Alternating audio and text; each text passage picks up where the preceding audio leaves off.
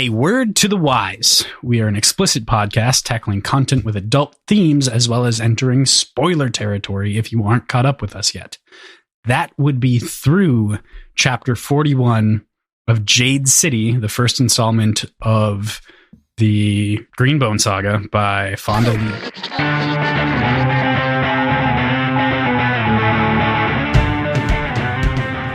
Hey there, this is Cross. And I'm PJ. And I'm Ben. I'm Aaron. And I am Thomas. And we are Words and Whiskey, a podcast for veteran and novice readers alike. We tackle fiction novels and love to talk about what we're drinking. You should think of us as your intoxicating weekly book club. It really does feel more like a book club now with 5 voices, huh? Intoxicating. I don't think I've gotten drunk once. You just said that seductively. I don't know when that started happening, but I did it once, and then I was just like, you know what? This is just how I say it forever now. So I'm just in it. I can't get myself out. So today is our 5th episode, and we'll be chatting about the second interlude through chapter 41, like PJ had mentioned. But first, Aaron has our featured cocktail to talk about. I did it. She's a cocktail maker. Stepped up to the plate. Pew. I will say my husband bought all the ingredients and we just have a fully stocked bar, so that made it. The drink today is called a casino because there's some action in the casino this week. Exactly. We are in a casino this week. Also, the drink is actually called a casino. So if you Google it, that's just what it's called. It's not made up. It's 1.5 ounces Heyman's Old Tom gin. I had a different gin, probably. You'll see it in the photo. 3/4 ounce maraschino liqueur, which, by the way, is hard to find. So we drove around to 4 different liquor stores to find that one. It's Luxardo. 1/2 ounce lemon juice, freshly squeezed. And by the way, it was freshly squeezed. I saw it. And Can confirm. I don't know if I was doing it right. I used 2 whole lemons. That seems like maybe more than 1/2 ounce. I was just going after it. Like some tart. She likes some tart. 2 whole lemons? Well, I didn't feel like a lot of juice For was 2 coming drinks. out. Did you not? Do you have a juicer? I did measure it. And by the way, so this recipe is for 1 drink. I tripled this, shook it with ice, and then divided it between us because we deserve 1.5. Oh yeah, we do. Cocktails. And then lastly, Okay, then that it's makes more sense. reasonable. That's more sense. Yeah. Yes. Lastly, It's still too much. 1 dash orange bitters. It's lovely. It's It tart. sounds really very good. strong, and It's strong. will be drunk at the I end. love of a it. maraschino cherry. Yeah, I threw cherry in there. I threw a lemon slice. It does. It's well seem- garnished. The photo looks great. It'll be Yeah. up on the website. Check it out. Yeah, check it out. And it's really delicious. And I'm pretty picky, Delightful. so since I like it, it means I'm not a big gin cocktail guy, but Oh, I love gin. I would drink these. I love gin. I also like gin. This is I'm a like gin the gal. closest I can think of like what would be a good gin sour. I think this is where I would land on it. So It's more it sounds awesome. It's more, I'd say, earthy and tart than sour. Yeah. There's Very no tart. you don't like squint at all when you drink it. Mhm.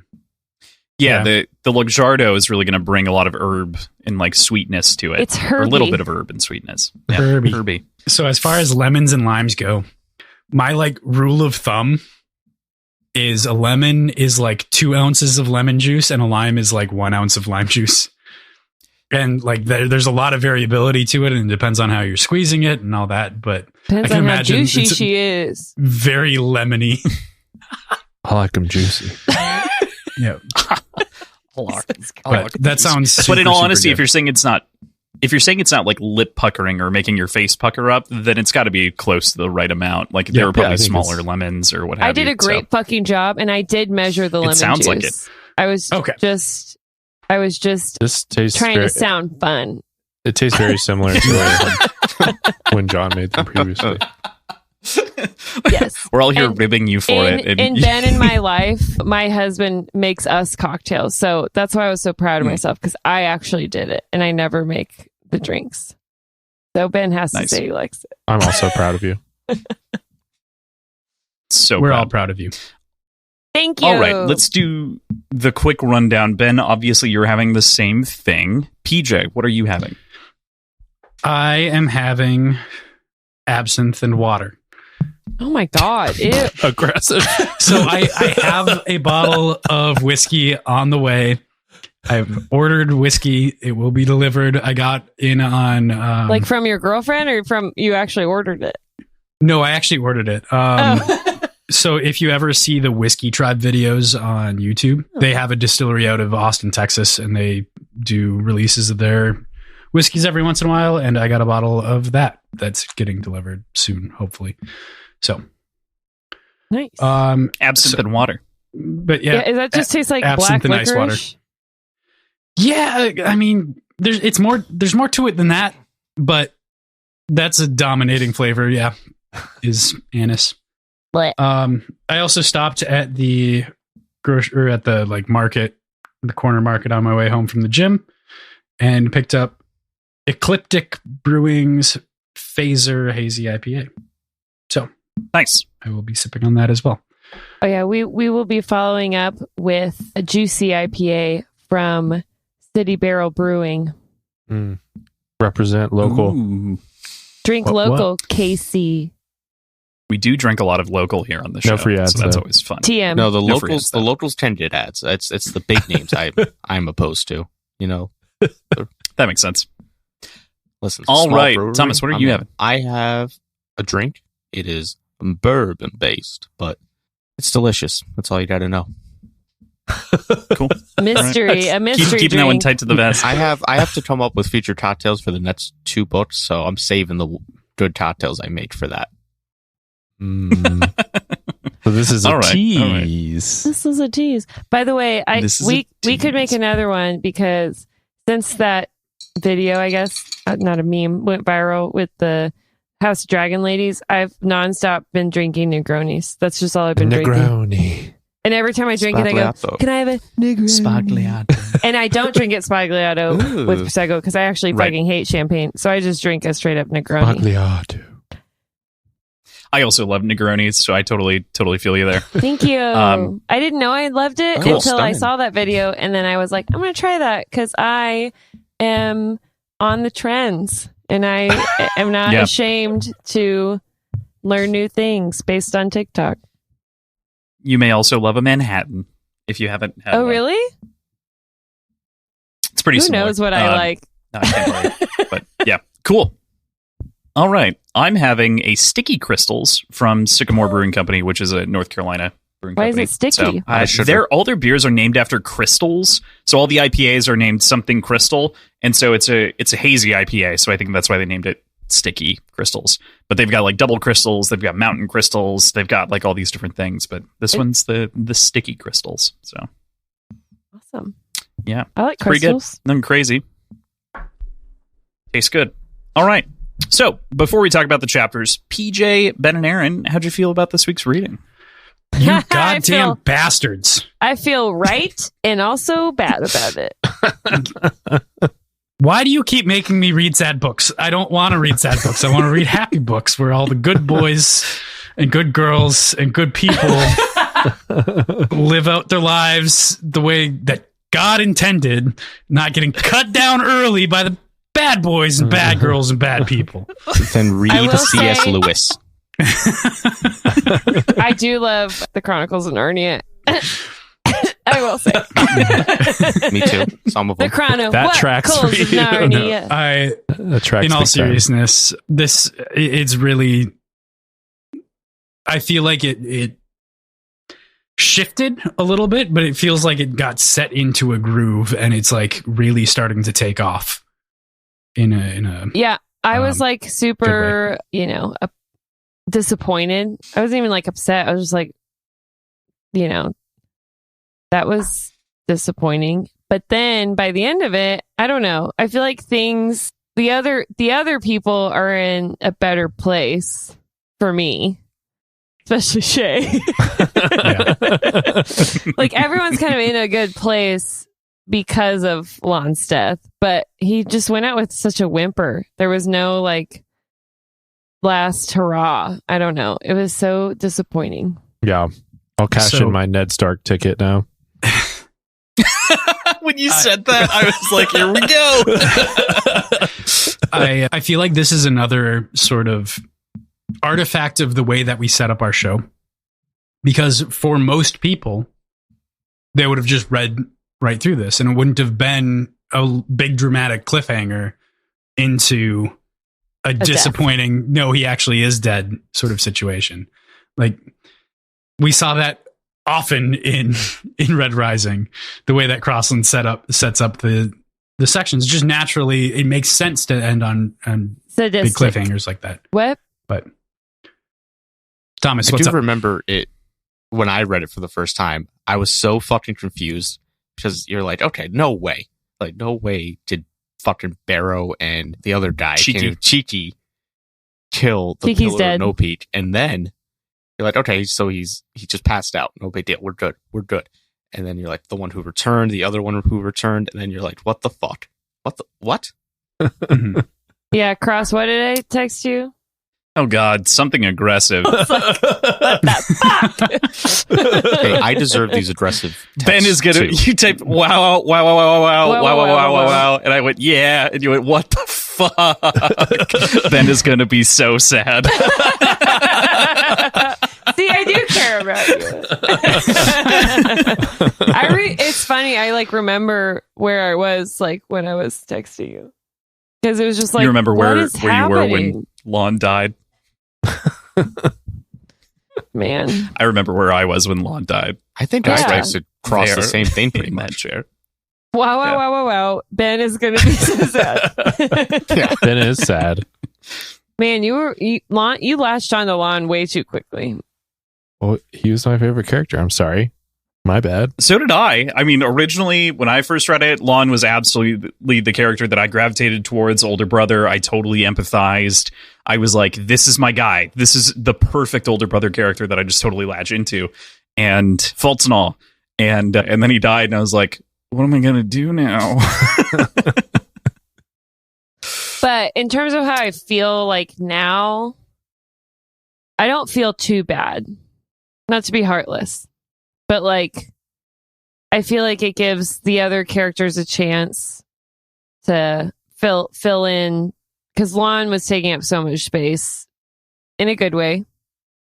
But, now they kind of have to step in. So, and, again, we were starting to say this last week, but we're starting to like Hilo more and more. And,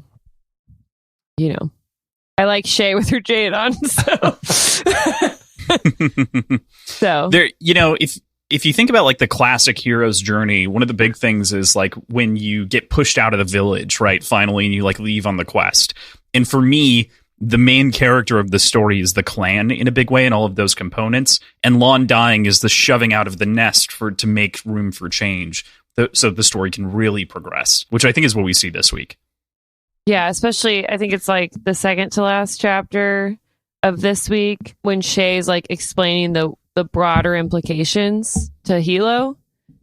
We're okay, maybe I can see now kind of the future of these 3 books growing beyond this island and having a lot more issues with Espinia and the other countries. Yeah, it definitely cleared some needed space. I feel like, I don't know. It's just get out of here, Lon. We don't need you. This may be the reason for this may just be the format that we're reading it in, but sometimes I felt like the story was a little scattered, and it was hard for me to latch on, and I gravitated towards Lon because he seemed like the guy getting the most development. But I agree, now that he's gone, it puts all of our other characters that we've learned about and followed so far into a definite conflict, and now we get to just watch how they deal with it. And so now I know where the story's going a little bit more, where previously I think, and like I said, I think this might be some bit of our format as well, just we're getting 9 or 10 chapters at a time or something like that, maybe last 6, 7. And so I'm only checking in with one character once week a to week. Yeah. And so if I was reading straight through, I might have a little different feeling on that, but that's kind of what I was feeling now. And now this is okay, I feel like I know where we're going and what we're doing and why. And so that makes me, want to continue to read and stick with it. And it feels like we have some thrust now. This book definitely takes longer to start up than most as a series does, in my opinion. I totally agree. It's one of the reasons that we originally had it fairly aggressively paced. Like, we were going to do this in 5 episodes. I think instead it's 7. But that would have only also been 2 weeks with Lon, so you'd barely get to know the character before he disappears. So we definitely took the time to slow down, take some time to get to know him there, versus pacing it out and going a little bit. The next books, we won't be so reserved, but it felt like with Lon in particular, I just wanted to give him the time of day before he went away. Yeah, that's totally understandable. Yeah, and I don't want to be callous. I feel like he was definitely the morally... I think it's a great move. Like we said, it's just like, it's a good move on the author's part. It just, now it's like anybody is, we know that anybody can die. And I feel like I should start rooting for the mountain again. Yeah. So it raises the stakes there. And then it, like I said, it just puts all of our characters, like, it immediately like makes Shay like 100 times more interesting. Yeah. And like I said, it just like gives us our story some good thrust forward on where we're going. Cool. Made Hilo more interesting too. Yeah. Yeah. Hilo definitely comes into focus, as does Shay in a big way in this week, of course. The one thing I wanted to do before we hop into the chapters, because there's a lot to talk about this week, we've got bets. We've got a couple of bets to pay off, and we're going to start with those. So we'll get there. So starting off here, the question was, do we think we'll see the triumvirate described come together in this book? This was a kind of a dirty question, but you guys posed it. So... Wait, what is it? The triumvirate was Hilo as Horn, Lon as Pillar, and Shay as Weatherman. Dang. Well, that didn't work out. I mean, all like three... I said, it was kind of a dirty question. All three, arguably, roles have held those roles. But not coming together as the tree, the power trio that they were supposed to. Not at the same time. Yeah. Cheers. So you all lost. Yep. Think. You guys can't clink. Nice. So is this officially set up in such a way that if there's a death of a pillar, the horn naturally becomes the pillar? Or is this an unusual case? That didn't seem clear to me. Good question to jump into in the section itself. Sounds good. Do we have more to... We do have one more bet. We've got one more bet. So here, this was regarding Lon, of course. This is the with one whom we've been talking about. So Ben said, no, we don't see Lon at all and don't know his fate. No body, no fate. So Ben, I'm so sorry. That's a drink. We didn't see him. We didn't see him. I mean, we did see him. He does get buried. Yeah. PJ, I guess we did. Aaron says we immediately see Lon, not just a perspective chapter, but what is happening next for Lon, which is the most technically correct way of saying sure. Oh, we'll give it to you. Yes. Thomas, thank you. And then finally, PJ says, no, we don't know whether or not Lon is alive next week. And I'd like to argue that he could be a Jesus and he'll come back in 3 days. He could be. It's been more than 3 days, Jack. Okay. Shit. I felt pretty good about it at the interlude when it was the one who returned. Me fucking too, my dude. It's a trap. It's totally a trap. And then good thing the other I one don't who look returned. ahead. Like, what's up? Well, no, I didn't look ahead. I'm just saying when I started the interlude, I was like, the one who returned. Okay, we're setting up the one who returned. Nope. But the one what who I was talking about. I was like, so right. This is a little different. Dude's gonna have a breakthrough. He's a changed man. He's like, I'm good. I have to be more aggressive. And they're like, nah, he's fucking dead. My whole island story was going to work out really well. The story that PJ and I cooked up with him down the river and hanging out, coming back, lovers. Finds a new wife. Yeah. I like to think of that as the nice AU fan fiction of Lon's death. Multiverse. They never recover the body. Yeah. Maybe he faked it, like Bobby Baratheon, you know? All right. with that, let's get into the breakdown. So we've got the second interlude here. We start with The One Who Returned. Again, interludes are very short, so just a quick summary here. The One Who Returned tells the story of Genshu and his family and a foundational myth of Deidist teachings, explaining how one man became worthy of heaven again, as well as the story of Baijen, his nephew, who became the first and fiercest green bone warrior. This is more like post-analysis, but what do you make of this interlude when looking at the content prior and the content of this week's chat? What do you guys think about this quick mythological dive?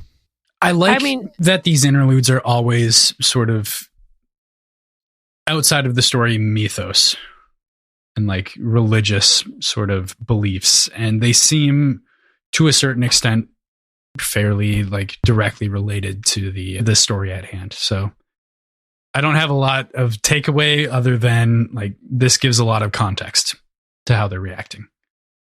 Yeah, I was going to say that, Peach. Like, I like that it's apart from the story, but like parallel to it. So we get to kind of get more depth from these people's history and what they believe. And, it, you know, especially when we saw like Shay going to the temple, it kind of pulled from an interlude where we could like understand the history of that. So I like these parallel interludes where like it might come up later in a religious way or a belief way. Yeah, they're very interesting. It's an interesting like side story. Yeah, I don't have much more to add. I think you guys nailed it. Cool. All right.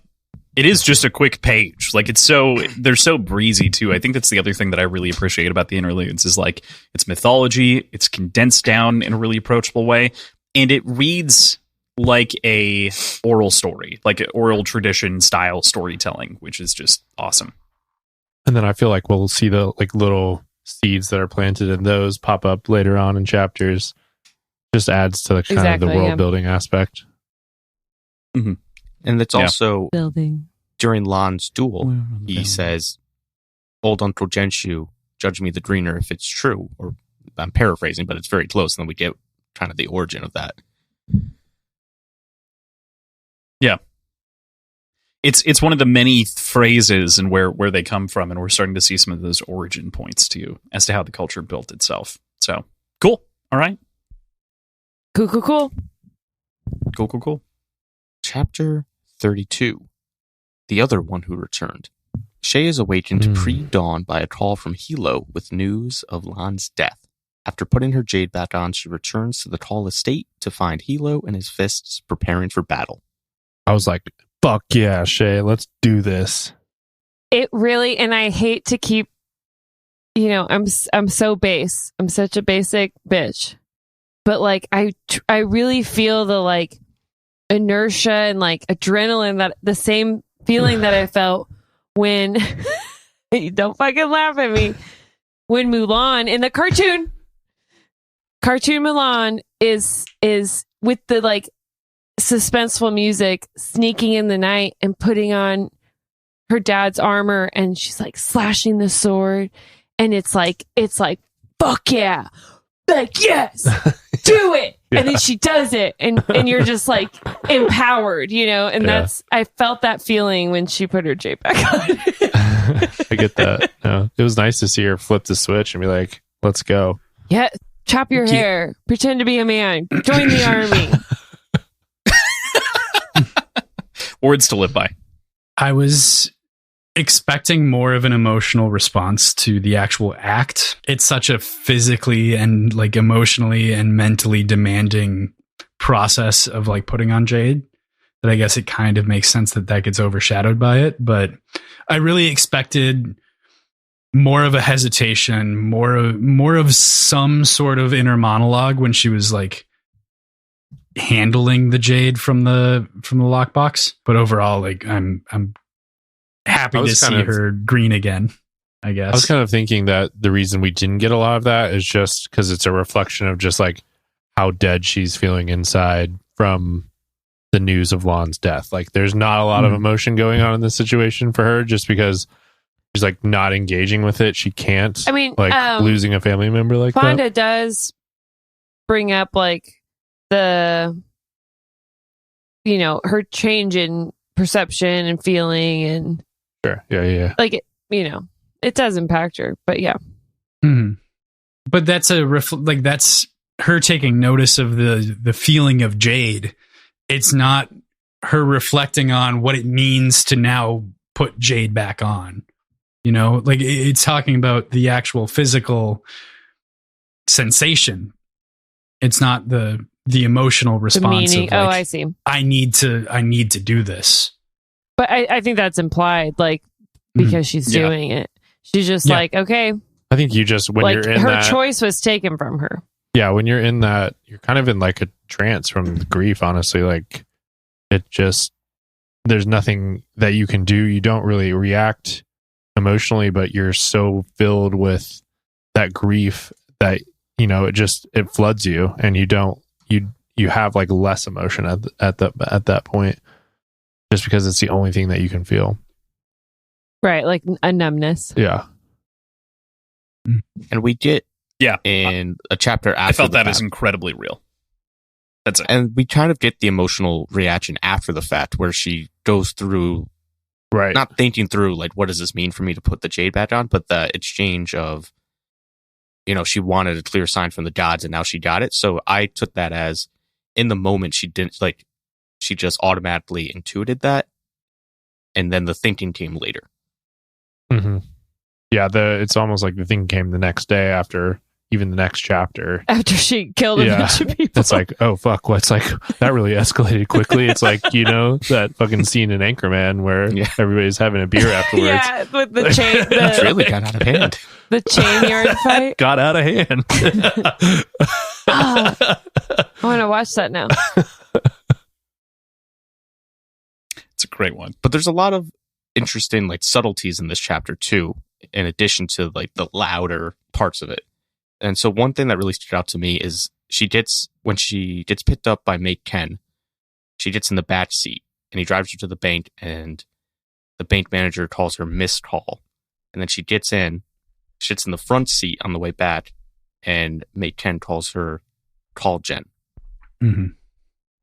And there's all these little things. Our guy Mate Ken doing cool stuff. He's checking on her. He keeps glancing at her. You could see, like, she says she could see him, like, being, like, broken up for her.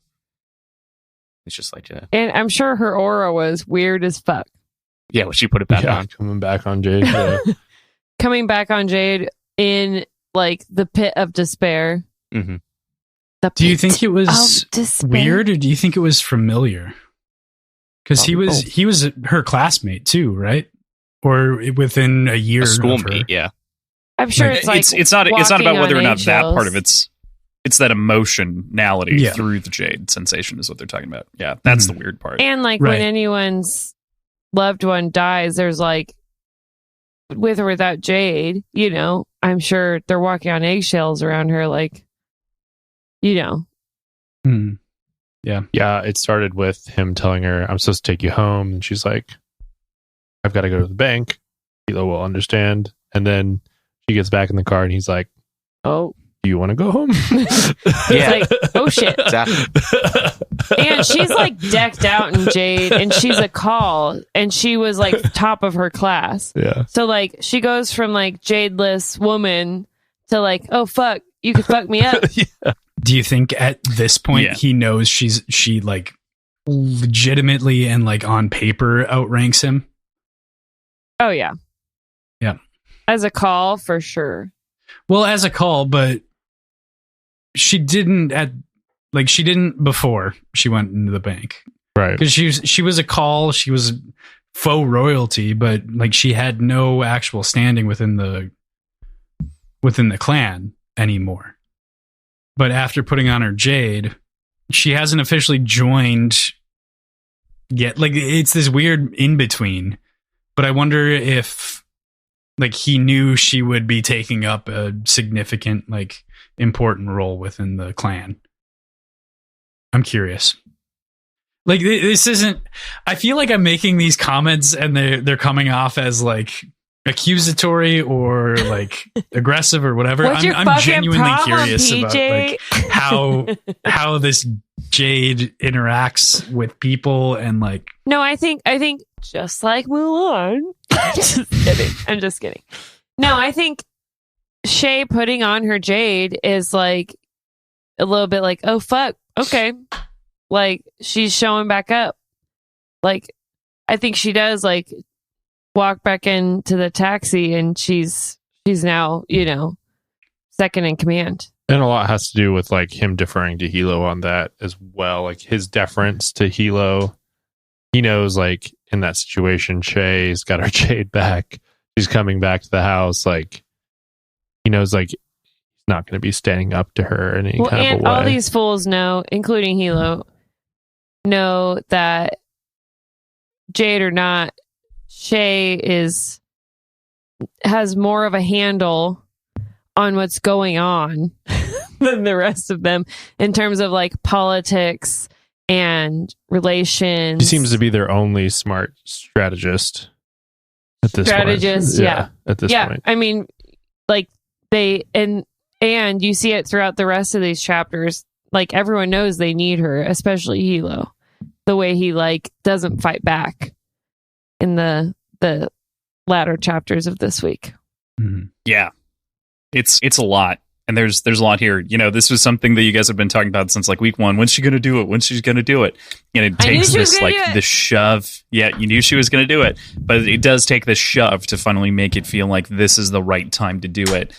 And I do want to just add in here. I know that we've been talking about that all-consuming nature and the sort of inevitability of it. She compares it to a tsunami and a tidal wave and like all of these different things that are inexorable that you just can't avoid in that moment.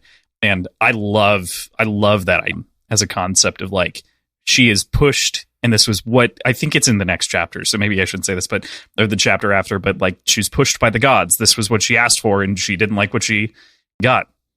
Yeah, and then she felt like guilty because Blonde died, and she asked for this like push.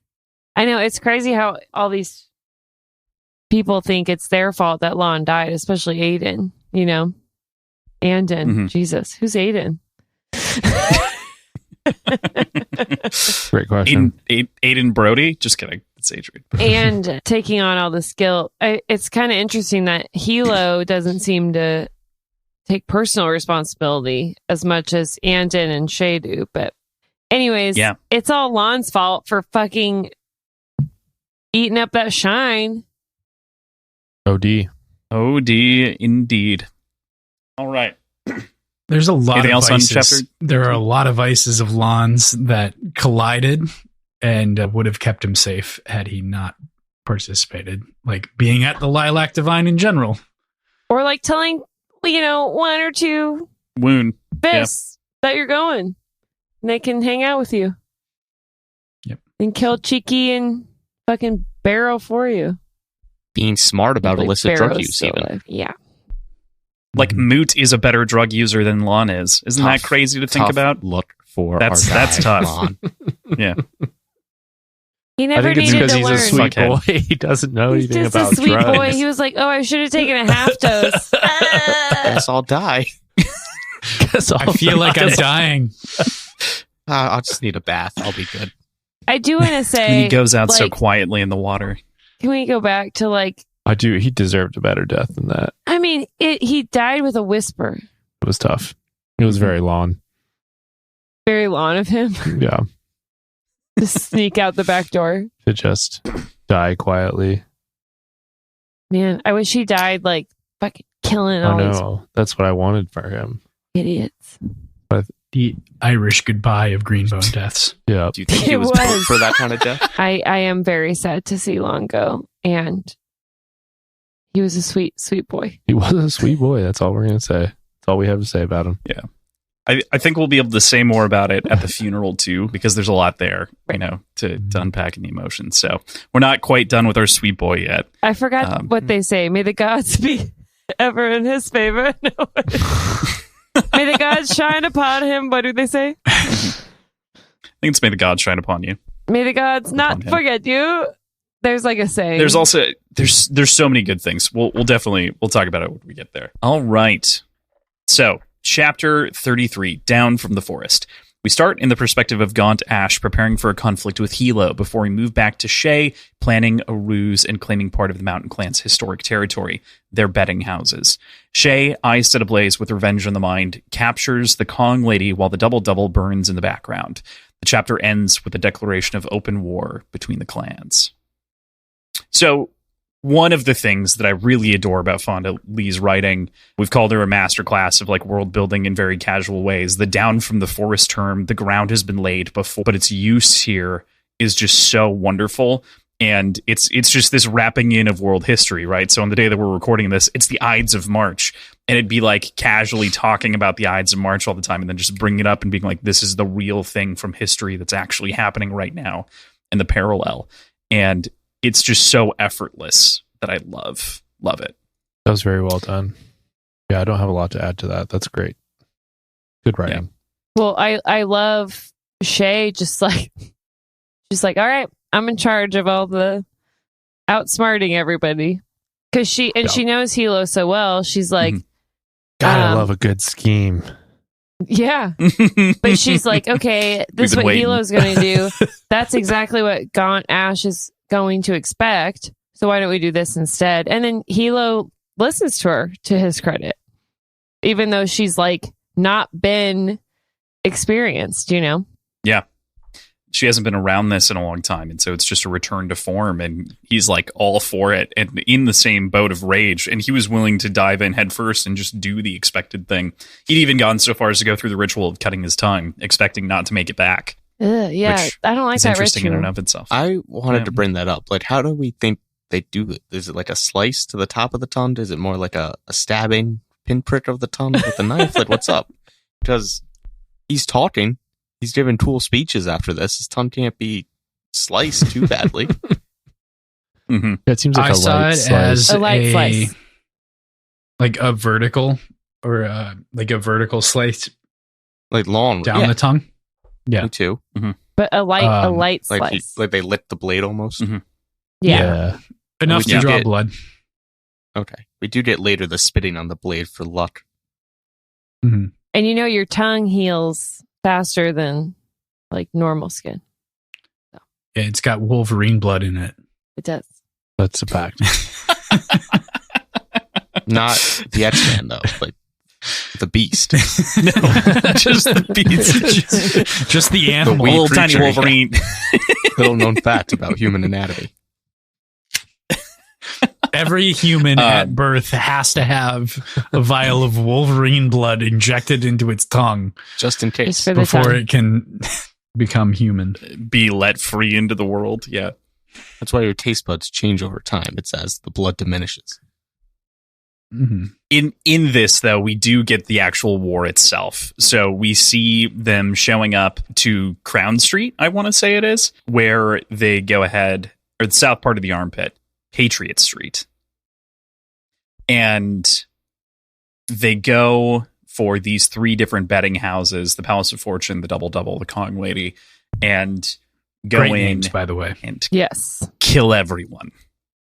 Every green bone in some of the just brilliant, intense battle scenes that are great. The one-on-one duel that Shay has briefly is excellent, and just sort of the way that she just feels very naturally back and attuned to Jade goes to show her proficiency, like we said before. There's just a lot there. What do you guys make of the kills? I have a question that I couldn't answer on my own. So Shay comments or thinks, Pondo comments, whatever, on how it feels just like in the academy, like all her moves, you know, when Shay's like cutting someone and killing them. So had Shay killed anyone before? So did she like graduate and then like drop her jade? Like, is this her first actual dead body? I think we're meant to believe that there was a time when she was in the clan, because she explicitly says that the Espenian connections were her own separate thing, separate from the clan, separate from her grandfather.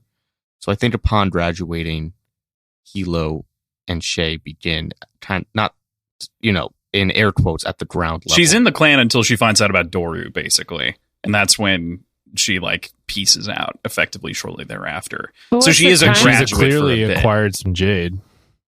Yeah. Oh, that's true. Yeah, she has her necklaces and bangle. So how'd she get that? And she was being groomed for the weatherman's position, I think. And that was all after school? Yeah. That's my understanding. Okay. Because in school, you're just in school, as we've seen Andon. Like, he can't really leave freely all the time. So, yeah, when she was, like, cutting people down, I had the thought, like, has she killed people before? So I guess the answer is yes. I got some Matrix, I know Kung Fu vibes out of that situation with her being like, oh, yeah. I know Kung Fu. I know how to do this. I know Kung Fu. Very, very good call. It absolutely feels that way. Yeah. She picked out the other 4 Jade auras in the room like a cobra sensing body heat. That was very sweet. Just going for him. And all the vibes I get from Shay is that she's just a total fucking badass. Yeah, this whole battle war scene was fantastic. Just like the laying down of the gauntlet, like we're just gonna kill everyone with Jade, and then the hunting aspect, the actual fighting, the action was written really well. It was extremely exciting. I was like, I really, really want more of this. I was like, this is what I paid the price of admission for right here. You didn't pay shit. Yeah, it's true. We bought you the book. Paid the price of Lon's death. Mm-hmm. Emotionally. Yeah. The whole thing felt like a violent fever dream to Shay. Ugh. And it does feel like a violent fever dream. For sure. I will say, this is one of the moments that I think there is a good delineation between the audiobook and physically reading it. There is a natural tempo that I feel like you preserve as a reader in these moments that you kind of need to like stop and slow down and be like, whoa, versus the way that it was read in the audiobook. I listened to both, or I did both this week. And I definitely preferred that experience. Yeah, I think overall my experience with this audiobook is that I prefer my own reading cadence head, but it's a good, recap for sure. The audiobook. Yeah. It's still a good experience. It's just the preferred experience is a reading one. Mm-hmm. All right. An interesting aspect to me of this is how awkward, to me at least, Shay has been until this point. And then once she puts the jade on, everything is natural. There's no thinking. There's we see it later too, especially, but she's just so good at all this. Whereas before she was so muddling She's the through one life. that's meant for it. Clunky, yeah. Yeah. Yeah. And then just because I enjoyed this, and we haven't touched on it yet, I was curious what we thought about the Hilo and Wen moment, and then Hilo in the courtyard after, if anything. In this chapter, what was the... Yes. What was the after part? I don't remember that. There was the comment where, from Shay's perspective, where she sees Hilo and Wen forehead to forehead, and she feels like she's intruding on a really intimate moment, which is a fair assessment of the situation. She is that's a really intimate moment, intruding not intentionally, but that's hard to get around. I like that about Hilo is even though we've talked in the past about just him kind of treating Wen like shit, and I think that comes from him not necessarily understanding relationships and he does care about her a ton, and that makes me like him and empathizing with him. I also can't believe I forgot to bring up the incredible moment where Hilo, shortly after that moment where they're sending out the decoy cars, leans down on the ground, forehead, and then screams up at the sky, "Can you hear me? Can you hear me? I'm ready to die. The clan is my blood, and the pillar is its master." And that's just, it's this sort of unbridled rage that you come to expect from a reaction like this, and sort of the way that these rules have been violated. Who do you think he's yelling at in this scenario? Anybody? Because I can't pin it down. Well, that's the bit with Shay, right? Is that she's not sure who's yelling at. The troops, the window of the grandfather's room, the departed spirit, right? So she goes through and lists all these things off, or the gods themselves. I my interpretation is that it's just sort of a general response. I would say I align most with the gods themselves. To the haters? Yeah, to the haters. Which is all haters with a Z. But I align with the gods themselves, with fate. Yeah. And it might not even be at anyone. It's just his despair. I think it's intended shouting into the wind. Yeah. I think it's intended for a lot of targets in that situation. The gods. Big call. Talon even. Lon. Yeah. I mean, it's like for anybody who wants to hear it. Mm-hmm. He's like Genshu. See me now. Yeah. I don't want to lead anyone here, but my take on this is that it was a genuine despair and just yelling out into whoever is listening, but also that, I mean, we see the reaction from his troops, and Shay sees the reaction from his troops, and even she is moved by this display. And so I thought, we see in the heat of all these moments in previous chapters, he is thinking very tactfully and tactically. And so I think, probably a little 2-for-1 going on. Right. I would agree. He's always got the men on his mind and the troops anyway, because they have women too. So he's really always got those people. Like, he's that type of leader, kind of a player's coach, I would say. And I think that's, I would definitely agree with you there. Let's all get pumped up to get fucked up. And he's not afraid to lead by example. I like that about you, though. He'll step into the fire. Absolutely. And that's something that we definitely get into way later at the last chapter this week, where we really start to see that he knows people. So Thomas, I'm inclined to agree with you that there is some of that sort of presentation aspect, but I think it's all of them, at the same degree or to varying degrees. But I did say earlier, Patriot Street, they crossed Patriot Street to go to Poor Man's Row, which is where they're going. Okay. So just a clarification, because Patriot Street is important for other reasons. Yeah. Okay. Well, people will yell at me on the internet for it, so I had to absolutely correct myself before I eat it. But hey, anyone who yells at you on the internet, they'll have to deal with Shay with her Jade on. Players fuck up sometimes. True. Aaron with her Jade on. Yeah. Don't mess with Aaron. Ooh, I like some Leave us Jade. 5 stars only. Green was always my favorite color. Jade set of die, multi-sided die for D&D. It'd be dice. Yeah. All right. Nice. Roll our fates. It's really tough not to get shivers when we move from this claiming of the Poor Man's Row by No Peak and then coming back to Gaunt Ash's perspective in the end, taking this phone call about the 21 members that are dead and this sort of declaration of war that really comes out. He says, Khal Lon is dead. His family has come down from the forest. We are now at open war with No Peak. Their lives and livelihoods are for the taking, and Jade goes to the victor. Aha. Gaunt Ash, don't fuck around. It's I mean, Fondalita does such a great job of making you like the bad guys, quote unquote. I mean, I question still, are Gaunt and Mata the bad guys? I don't know. I'm joining the winning team, whichever team it is. I have a theory. It hasn't quite come up yet, but I have a theory that poses. Is this Conspiracy Corner, PJ? Sounds Conspiracy Corner adjacent. Maybe. Adjacent. Is it worth bringing up right now? Do it. Okay. I don't know what it is, so I don't know. Right. So the entirety of sort of Doru's horrific backstory and what makes him horrible. I was expecting it to come out this week, but knowing come out just to the way everyone else. I think it's Khal Sen. I think everything that happened was actually Khal Sen, and Doru is the man taking the blame for it. Wow. Because that's better for the clan. Fucking love it. But if we're in conspiracy, okay. We're not talking pedophilia though, right? Yeah, fuck yeah. Well, that wouldn't explain Didn't why mean he to has say fuck yeah. That sounded bad. Not rooting for pedophilia. I like Shay's accusation towards and her proof against Doru, I think is proof against her grandfather and doesn't realize it. Thor would be really hard into the bit then if he's hiring younger and younger secretaries, though. So that where that's such a good point. That's such a good point. I have my own conspiracy corner, but I'm waiting to bring it up until this certain person gets mentioned.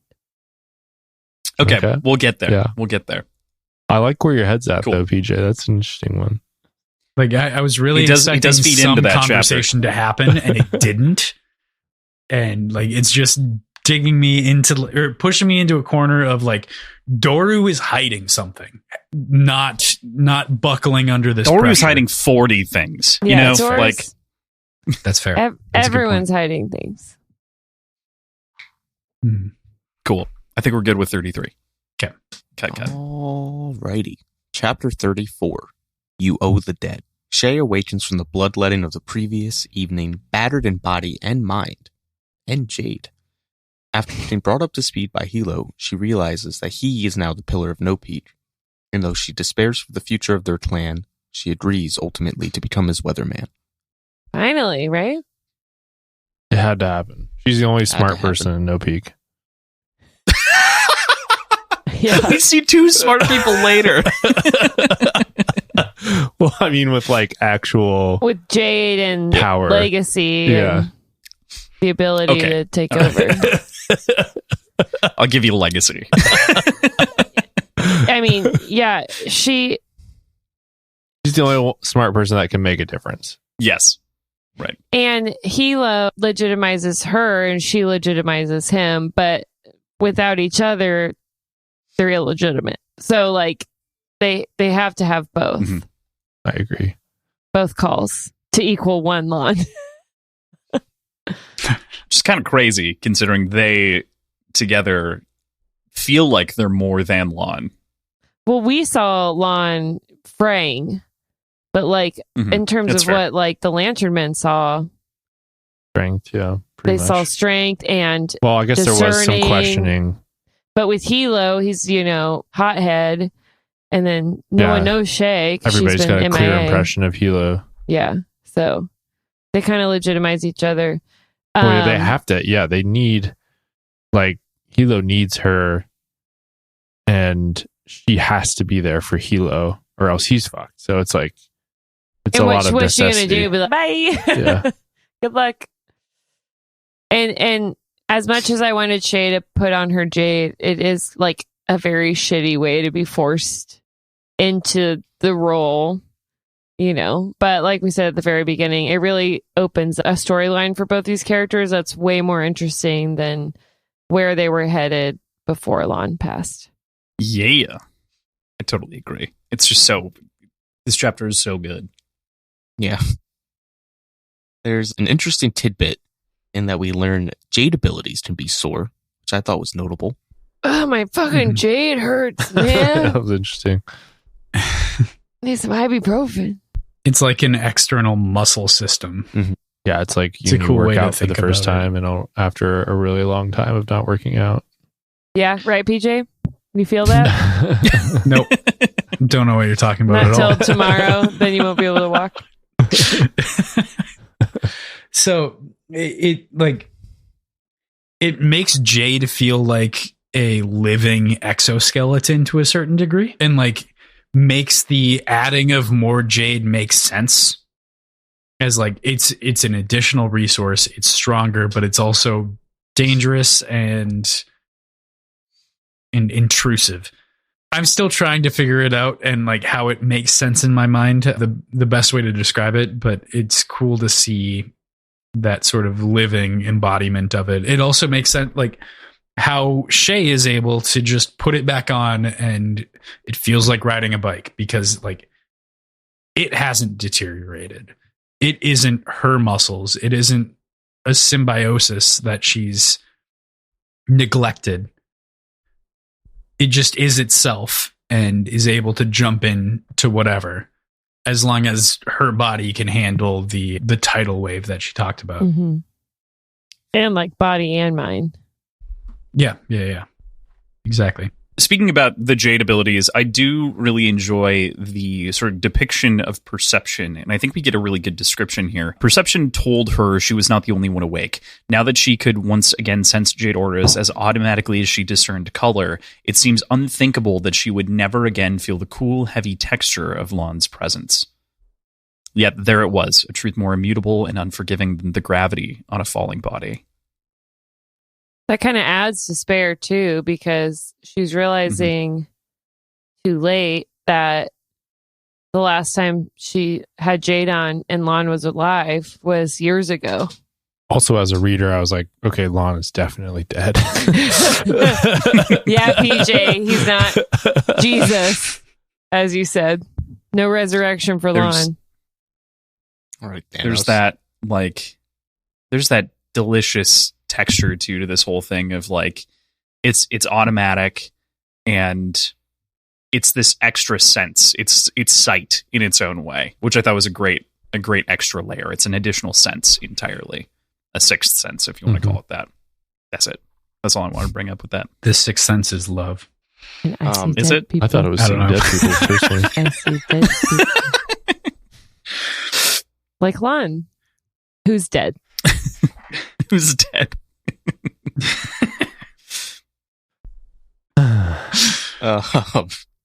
There are a couple other interesting things in this chapter. One of them two of them are kind of related. We get some more Cantonese culture stuff, which I always love.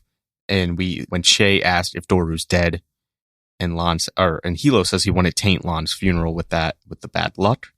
It's kind of an interesting concept. And then there's Shay's reaction to Hilo being the youngest pillar ever, which is like, we get all these, like, the clan system is fairly new.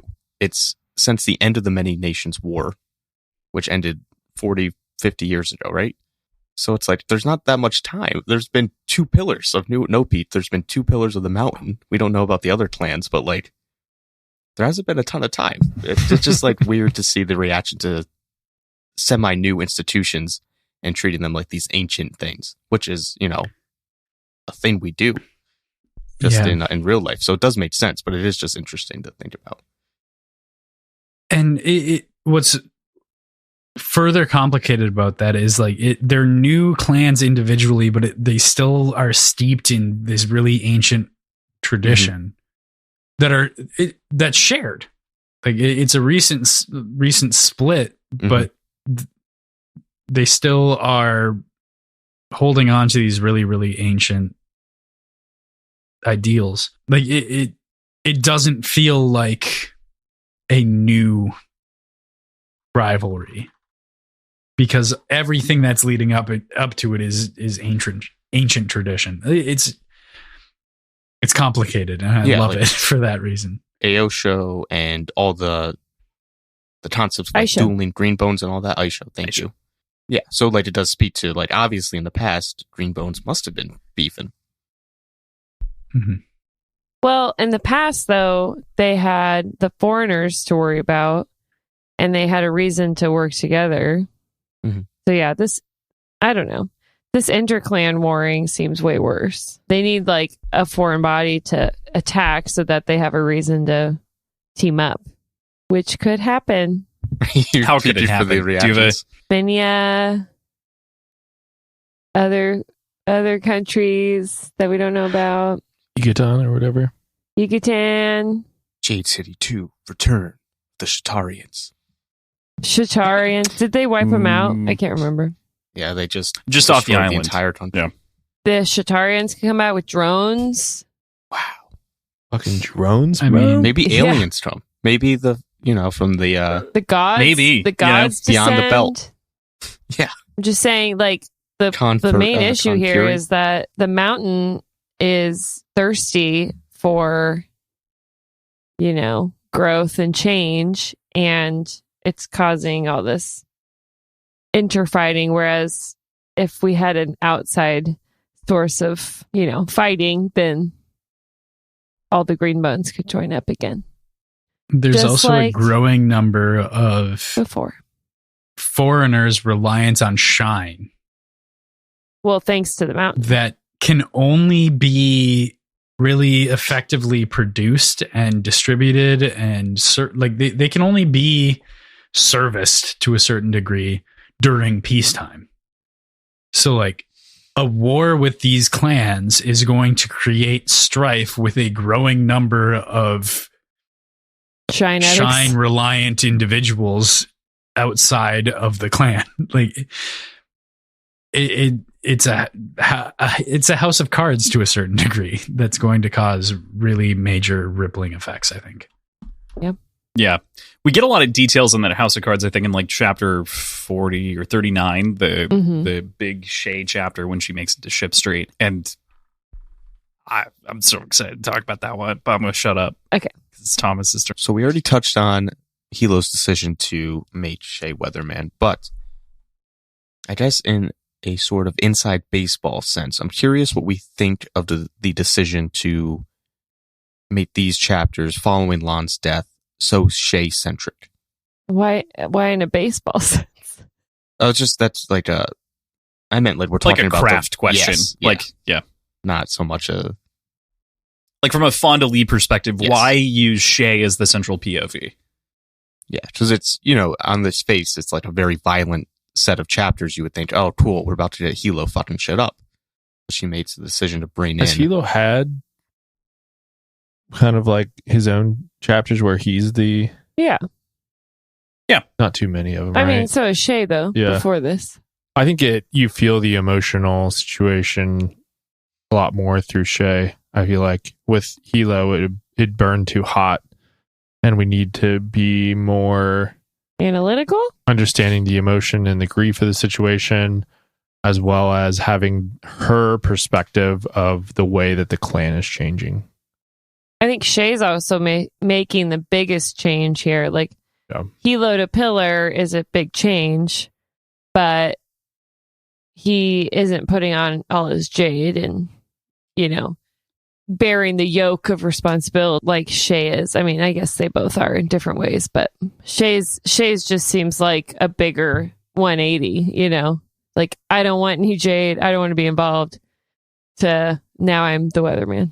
I think to a certain extent as well, Shay approaches things a little bit more rationally, I would say. Just a little bit.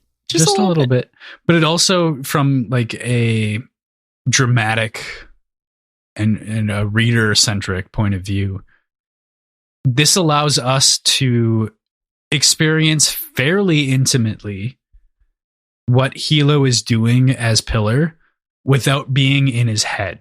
And we get to like question his decision making while still being pretty close to it and understanding the full breadth of the decision making process and like the full sort of war plan.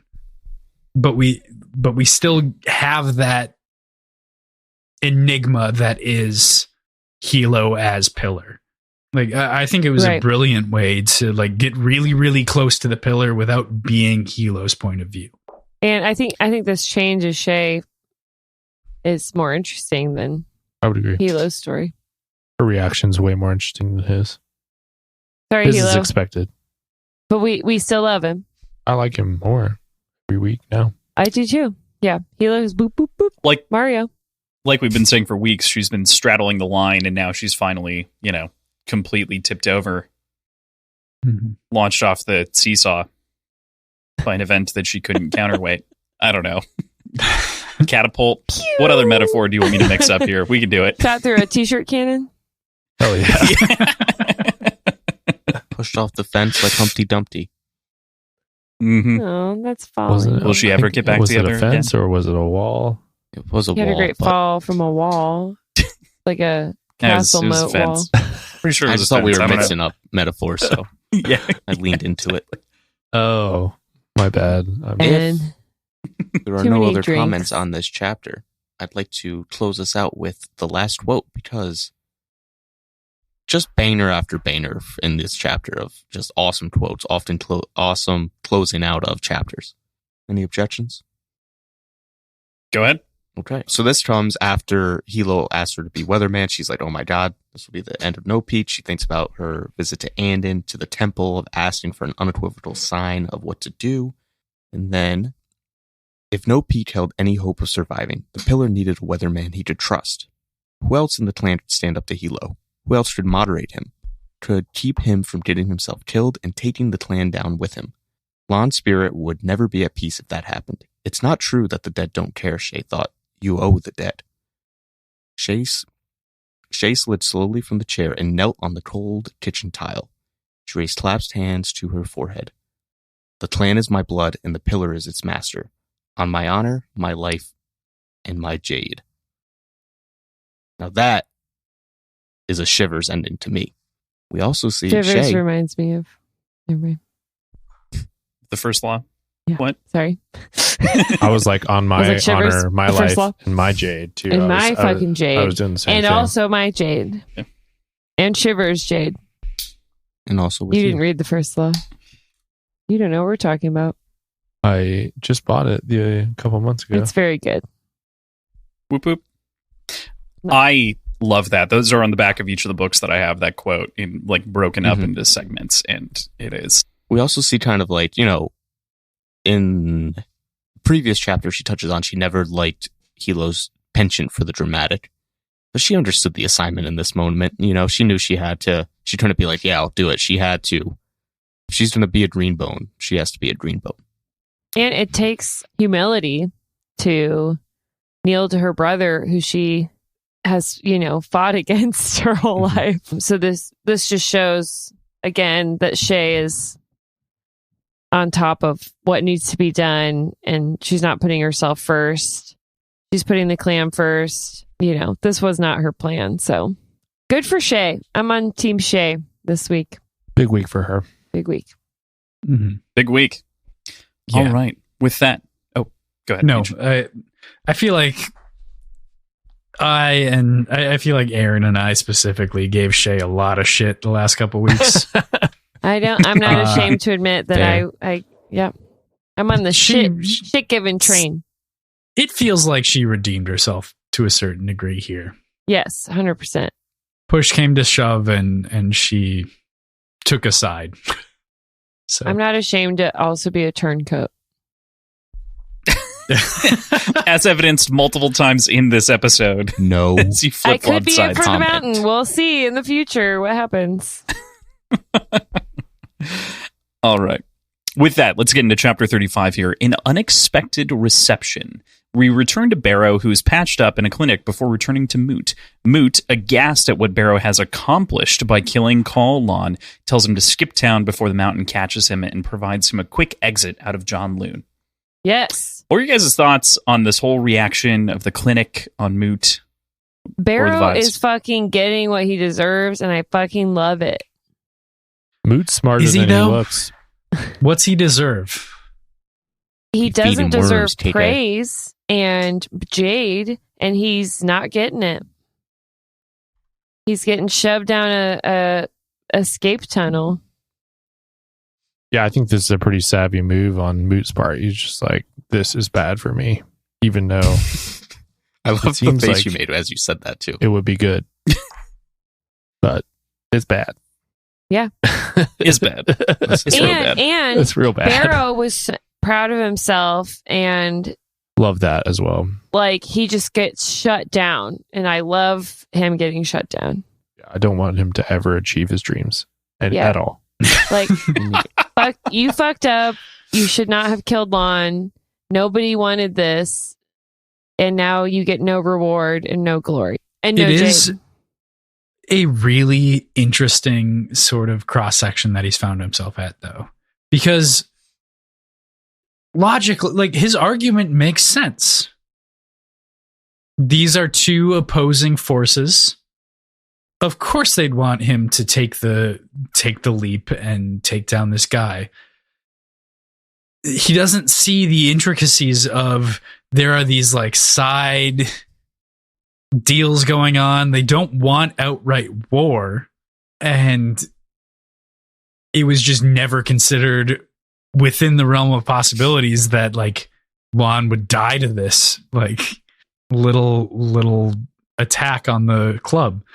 So I feel like Barrow is in a position where, like, to his total understanding, he did the right thing and he was in the right.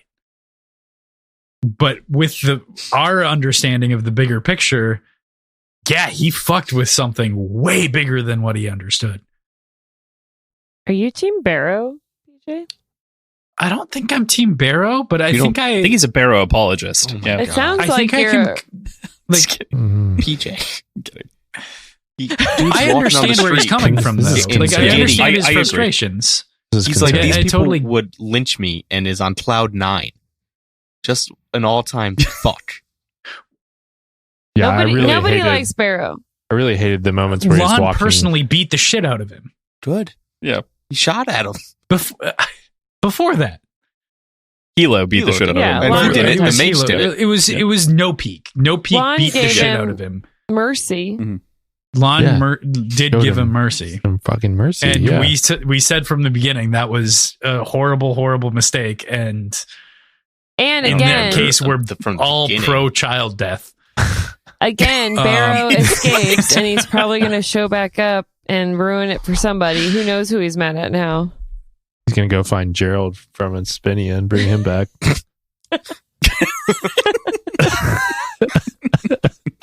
Just a fuck shit team up more bunch of fuck faces. 2 fuck faces now. Man. Who would ever? Yeah. This was like, there was a really old poll on Twitter forever ago. It was a cascading thing that they were doing at the time, and it was the worst villains in book series. And Barrow, Jade City was on the list, and it made it to the finals next to Sauron. Oh my and God. it beat Sauron on the poll. Sauron's way worse than Barrow. Is he?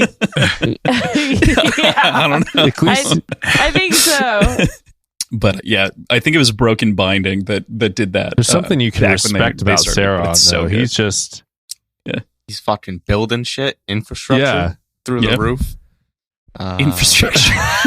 Speaking of Sauron, Ben, I finally finished whatever the fucking... Rings of Power? Yeah, Rings of Power. Oh, shit, I haven't started I haven't seen that, no spoilers. PJ still has 2 episodes, yeah. You didn't start it yet? I have not. It's so old. No. Was it good? It was great. Get to it. It's great. Nice. And House of the Dragon was on at the same time. It was tough. I watched all but the last 2 episodes, and I took a 4-month break, and then I watched the last. That's 2 PJ episodes. right now. PJ is has watched through episode 6 and has not watched the last 2 episodes. I just kind of like, for some reason, I just like something happened in my life where I was just like, That's happening to me with The Last of Us right now. I've got like 3 episodes left. I didn't even start The Last of Us. I don't know. I guess I'm not totally team hype, because when everyone likes something, I like wait to watch it. The Last of Us is actually good. Isn't that? I'll just see. I just wait to do it. The definition of team hype. No, she's saying she's not team hype, right? Because like if everyone likes it, I'm like, team of no hype. Yeah, never mind. I misheard. Right. Anyway, but I will end up watching it late, and then I'll be like, oh, that is good. That's good. I'm sorry. More thoughts on Barrow. I sidetracked beginning with the Broken Binding Sauron thing, so it was my bad. But it was an important bit. Yeah, I'm sure I'll bring it up 4 more times. Fuck Barrow. I'm glad that he didn't get any glory, and I hope that he has to crawl through sewage for miles. I would like to echo what Thomas was saying earlier too. Like, I think the worst Barrow moment in this chapter is him walking around and being like, look at all these sad fucking people. He was like, I did this. He's like so proud of himself. It's just like, you fucking dick. And that that speaks to who Barrow is on a deep level. That he's a Barrow deserves to be electrocuted by his nipples and strung up by his pinky toes. Wow. I wasn't ready to go that far. Oh my God. I'm not going to stop you. Remember that is our outro of what happens to you if you don't leave us a 5-star review. Brew. I gotta say, I pretty much agree. Like, I think it's tough to. I understand exactly what you're saying, PJ. He has been removed and held down by the system for so long and has just been kind of complacent inside of KCON and like wants a piece of that power because he sees that power and thinks that all he needs is the Jade to get it, and selfishly and single-mindedly pursues that and feels like he's deserving. So I totally agree with you on the side of like, not undeserved, not in a way that's like outside of the realm of like a jump of conclusions, you know, like right. They want us to shoot up this Dupree, which I know to be this guy's. So logically, they don't think I'm capable of this, but this would be a favorable outcome to them. Prove myself. Yeah, exactly. Like, it makes sense in my head, and in the same way that it makes sense in Barrow's head. If I remove all of my understanding going forward of like the, if you just horse blinder into the POV. Yeah, exactly. Mm-hmm. Makes him endlessly frustrating though, as a reader, having the dramatic irony that in reality Barrow just started this war, and Moot is smart enough to also realize that he just started the fucking war, which is its own thing as well. On Moot, love that he's superstitious like that, and he says, you know, you've got some weird luck of the gods on you. I don't want to mess with that. I'm gonna, you know, get out of here. I love that for him. You know, it reminds me he of seems like a savvy character. Yeah, it's like a very sports sort of superstition thing to me, where you're like, you have your weird rituals and you don't want to shit talk too much necessarily because you don't want to get the bad juju going. I don't have those. It felt very relatable. I agree with you on the side of like that reaction from Moot. I also think it's interesting that he also respects Barrow because Barrow just made him a fuck ton of money in general. So like he's like, you were the only guy who did the duty all the time. Like in addition to the luck, like I'm not gonna fuck with that. But on top of that, the only reason I'm doing this to you is because I am obscenely wealthy because of you. Barrow just lacks any empathy. He doesn't even give a fuck. I also have a problem with that. He doesn't care that Cheeky died. He has like no care for others. He doesn't care that Cheeky died. He doesn't care that he killed someone. You know, there's not even a second where it's like, I took another human being's life. It's more because like it's celebration. It's pride. Yeah, exactly. That was the goal, and it's a means to an end. Like this is like horrible Jade fever. And like this is the most extreme means to an end possible in getting Jade, potentially. Totally. Like, this guy's fucked. Yeah. Off the deep end. But again, I think he's gonna pop up and he's gonna do some fucked up shit. We're just gonna hate him even more. Based upon that, question for the readers. Do we think Barrow pops up? Part 2. Do we think Barrow gets his hand on some sweet Jade? Yes and yes. Yes and yes. Yes and yes. I think it'll be a while before Barrow actually gets Jade. And I think he'll get more desperate and more like feral about it. I like it. Cool. All right. Anything else in this chapter? I still like the name Moot. And Moot's a good guy. I didn't like Moot first time we met him. I liked him more after this chapter. And Moot is a great example of taking shine responsibly. Yeah. I feel like Moot is sort of like if Barrow had empathy, maybe. Like there's the sort of, when we meet him, Barrow considers him a self-made man in this world of green bones he was able to attain. That he's like the platonic ideal of what Barrow could be, I guess. If Barrow had a single brain cell, he would be very close to Moot. Yeah, Barrow's a fucking idiot. Unfortunately, he lacks I also brain cells. Thank you for bringing that up. I think that's part of why Moot keeps him alive, because he probably thought, you know, this kid must be a little savvy to have survived. But then once he's like, oh, he's an absolute moron. You dumb It's fuck. all luck. I don't want to mess with that luck. Yeah. Mm-hmm. Yeah. Cool. Moot. Chapter 36. Let the gods recognize him. Hilo leads the funeral procession for his brother Lon and observes the very stringent Tetanese tradition surrounding the passing of a loved one. His grief is complicated not only by his new role as Pillar, but the public nature of this role and the sort of politicking that follows.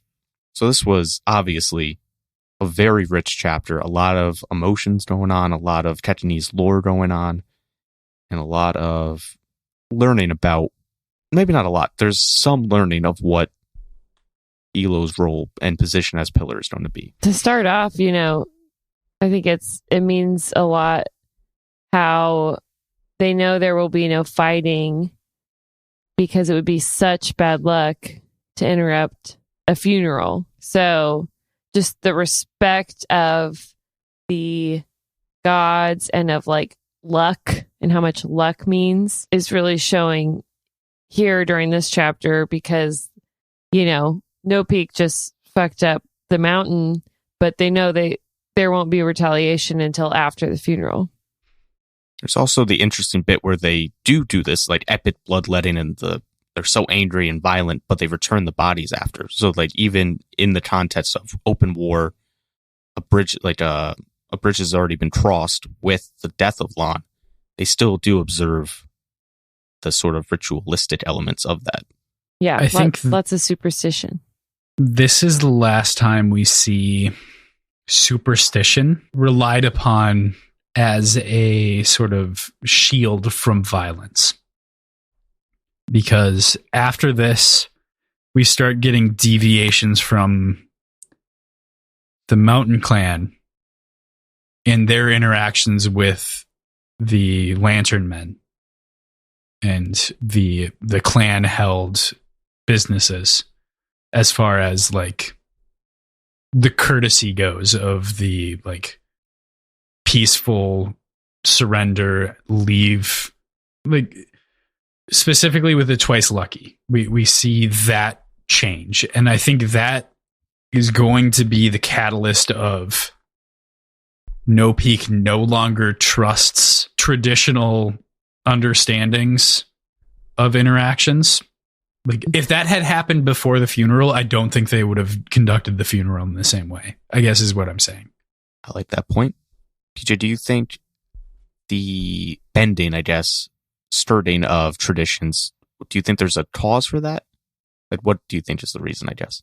Have they had a civil war like this? I think just between the lesser clans, right? I feel like the Mountain is just willing to push boundaries. They're the progressive clan, and they're willing to push the envelope and challenge some of British the ideals. Empire. Well, yeah, it's just they understand the traditions and they respect the certain big ones that will keep the other clans from all out direct reaction, but they're looking at the margins and seeing what they can exploit, and then they're pressing all of those things, and that's how they're gaining the advantage. And they're just willing to do that. They're willing to be dirty a little bit in a way that the other clans are not. And yeah, they'll respect the big things like returning dead and whatnot, but anywhere where there's a little margin, they're going to go ahead and press their luck there. So yeah, I don't know. And Shay kind of describes what Ben's saying, at the end of this week, all the stuff that the Mountain's doing that they need to step up or else they're not going to be able to wipe them out, because the Mountain's been doing this, ahead of time, and now No Peak's playing catch up. Right, they're changing the game, and so if you're playing a different game than what the Mountain is playing, you're gonna continue to fall behind, and they either have to adapt and change their approach, or they're going to lose. There's just no other way around it, because the Mountain's not fighting fair under the rules of Aisha or whatever. Mm-hmm. I just love this chapter. It's so rich with so many things. Yeah, I think that the politics really come into view in this chapter big time. That was the thing that I took away from it the most. Just we had the war and we had the battle, first skirmish of the war that's to come, but there's this whole giant political element that comes with it, and Hilo seems fully unequipped to handle that aspect. And so it's really like we got to get studied up, learned up on the No Peak side and figure out a plan on like how we're going to handle this politically. And I think that's where Shay can really shine. And we see that in her chapter later on. Yeah, but like Hilo having to like greet all the Lantern Men and like show strength, and then people are like disrespecting him to his face. But you can see how like quickly it could fall apart for them, like just if they can't get some of this like little political stuff right off the bat here. Yeah. It's walking a fine line, and it sucks that like during their beloved brother's funeral that they have to be like showing strength and politicking and not just mourning the loss of their family member. Mm-hmm. And I think that will also come to an end. I think it's going to be an unfortunate but fortunate appointment to Pillar to have somebody who's so militaristically focused as Pillar in wartime. Like, it's going to be like having two horns. Well, I mean, they don't need to focus on the like civil side of things because everything is war from here on out. Like, a criticism of Lon before this was that he wasn't ready to be a wartime Pillar, and like now we get one, you know. Right, but it's like Hilo can't handle the other aspect that Lon was so good at, you know? So it's just like you're trading one problem for another. Right. Is that bad coaching by Lon? Or is it fair enough to, like, you know, shouldn't he maybe have been getting his horn a little versed in politics to the extent he could? I mean, you know, there is the implication. I guess Hilo probably ignored it, but... So that's something that I brought up earlier, that it makes that implication of, is the horn intended to be the successor to the Pillar? Yeah, I didn't know if it was just that specific, like horn to Pillar, or if it's just a family thing where it was going to be like natural, brother to brother, where right. If it was Lon, like his brother would fill in the position. Yeah. If they weren't family members, would the Pillarmen have become the Pillar? Or the horn? Question. Yeah. No. If with Lon's death, if the horn wasn't the Pillar's brother, if it wasn't like all one family, is the succession to the Pillar the Pillarman? Is that like his vice president? We have seen a secession before this, not on screen. It was recounted to us, and that was Aitmata. Well, she just killed everybody. Just grabbed the position. So yeah, that's kind of what I'm thinking. She's is like fucked everybody up. This is gang shit. So really, it's about power and who has the power and who can control that power and who can galvanize it the quickest and take control of the situation. That's kind of how I would think about it. But on the call side, because it's a family situation, it's natural. Yeah, that's the added bit that I would tag in there, is that it is specifically Mada being able to go in when she does is because he had no kids. Ait Senior didn't have any children and had 4 basically people underneath him, of whom were all being groomed for the role. She was his adopted daughter for the roles. Yes, she was the adopted. I mean, I feel it. Yes, but they were all kind of the adopted children, right? So, like, older brother. We don't want to be out here saying adopted children aren't children. So I think I would point to that it's mostly familial, with the exception of maybe the Horn and the Weatherman being able to take whomever. But the Pillar seems to be directly lined up with the family. There's also, I think I would agree with that, Cross, but also it seems that it is sort of complicated because when Lon and Hilo are going off to do the duel in the first place after the failed assassination of Hilo, Lon says to Shay, don't let Doru take over, basically. So there is the implication that Doru also would have been able to become Pillar if the calls were eliminated. That's pretty interesting. Or at the very least, a question. Yeah, so basically we don't necessarily know, but there are hints. I think it's just like there's going to be a vacuum and who fills the space. Yeah. Preference to legacy, but that's not a guarantee. So there's a lot going on in this chapter, obviously. One thing that stands out, we see not only Call Sen broken by the laws, but also their mother Call Wan Ria, both just very heartbreakingly depicted in this chapter. Oh, this was tough. Yeah. Very tough. And Call Sen thinking it was due. Yeah. Mm-hmm. I don't really like Call Sen, but He's had a lot of heartbreak. that one. I was feeling it for I feel him. like it's almost what Hilo thinks exactly.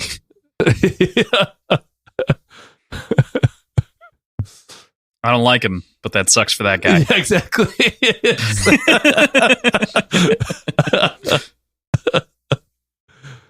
That was It's tough. a lot of pain. Mm-hmm.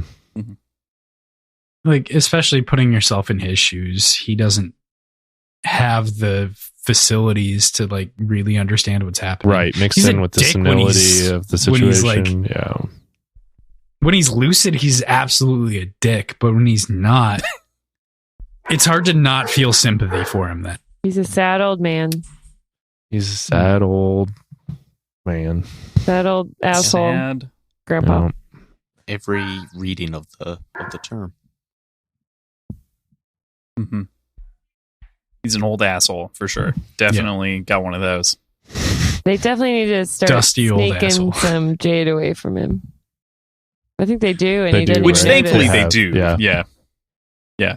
Mhm. Because that seems to be Also a sad. problem in and of itself.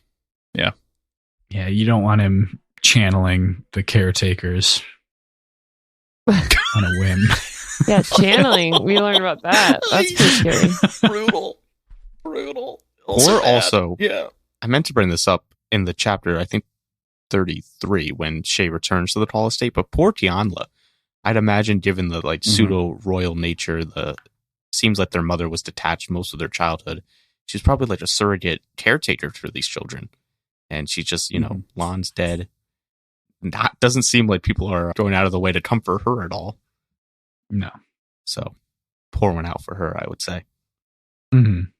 And Fonda mentions in this chapter that, I don't think Lon disclosed to her how serious any of this fighting was. So this had to have been like, it was a shock to everyone, but it had to have been a huge shock to her. Because she thought they were like, schoolyard fights when they were actual death fights between the clans. Mm-hmm. Brutal to be in this family and be tertiary in any way, not connected in that direct circle.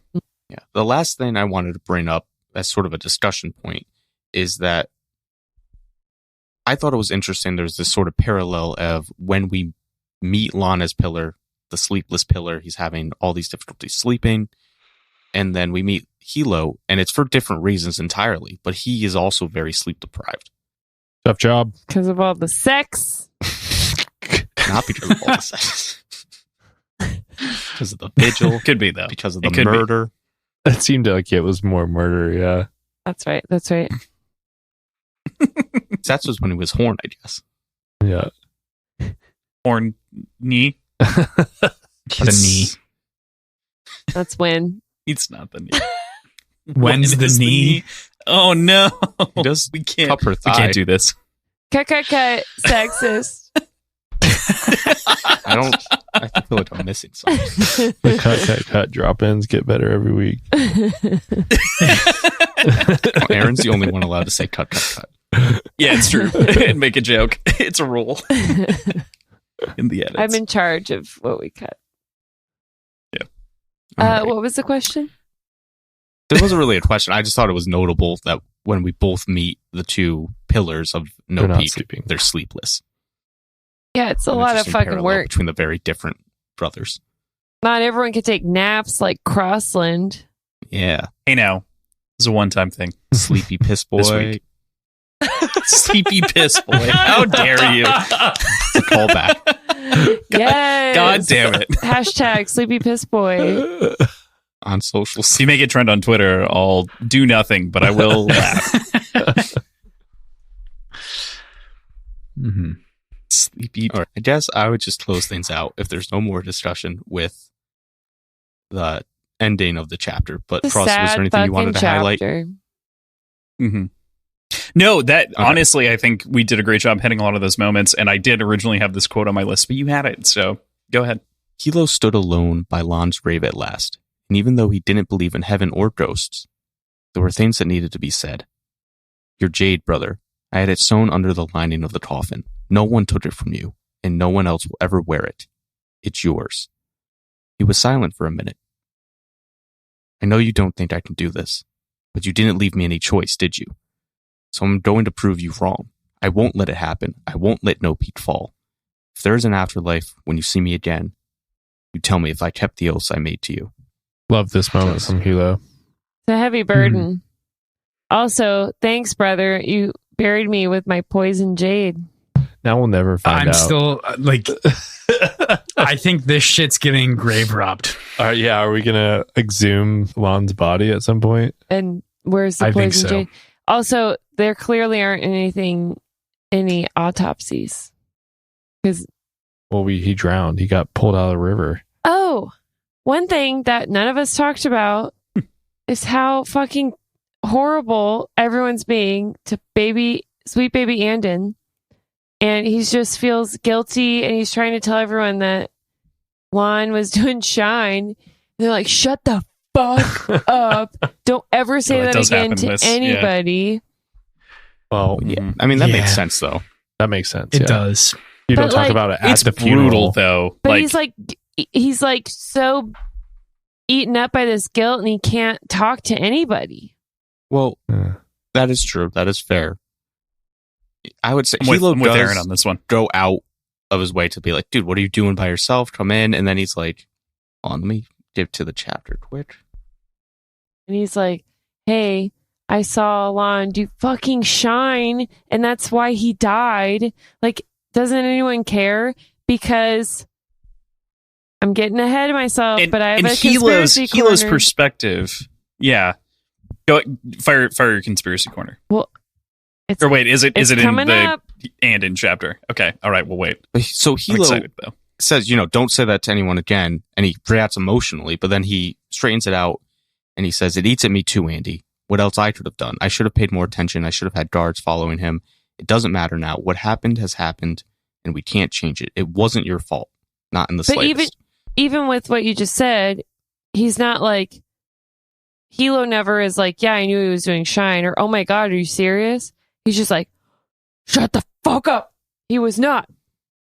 No weakness. It's a little bitey. Yeah. So I think that immediate response is justified to an extent, and specifically because of everything surrounding it and talking about the legacy. And they need to make sure that Lon's tenure as Pillar is flawless. Like they can't have a scandal come out posthumously. Sure. And posthumously. I agree, PJ, that it was like a very bad place to do it. But like, when does Andon have the chance to even talk to Hilo or Shay? Right.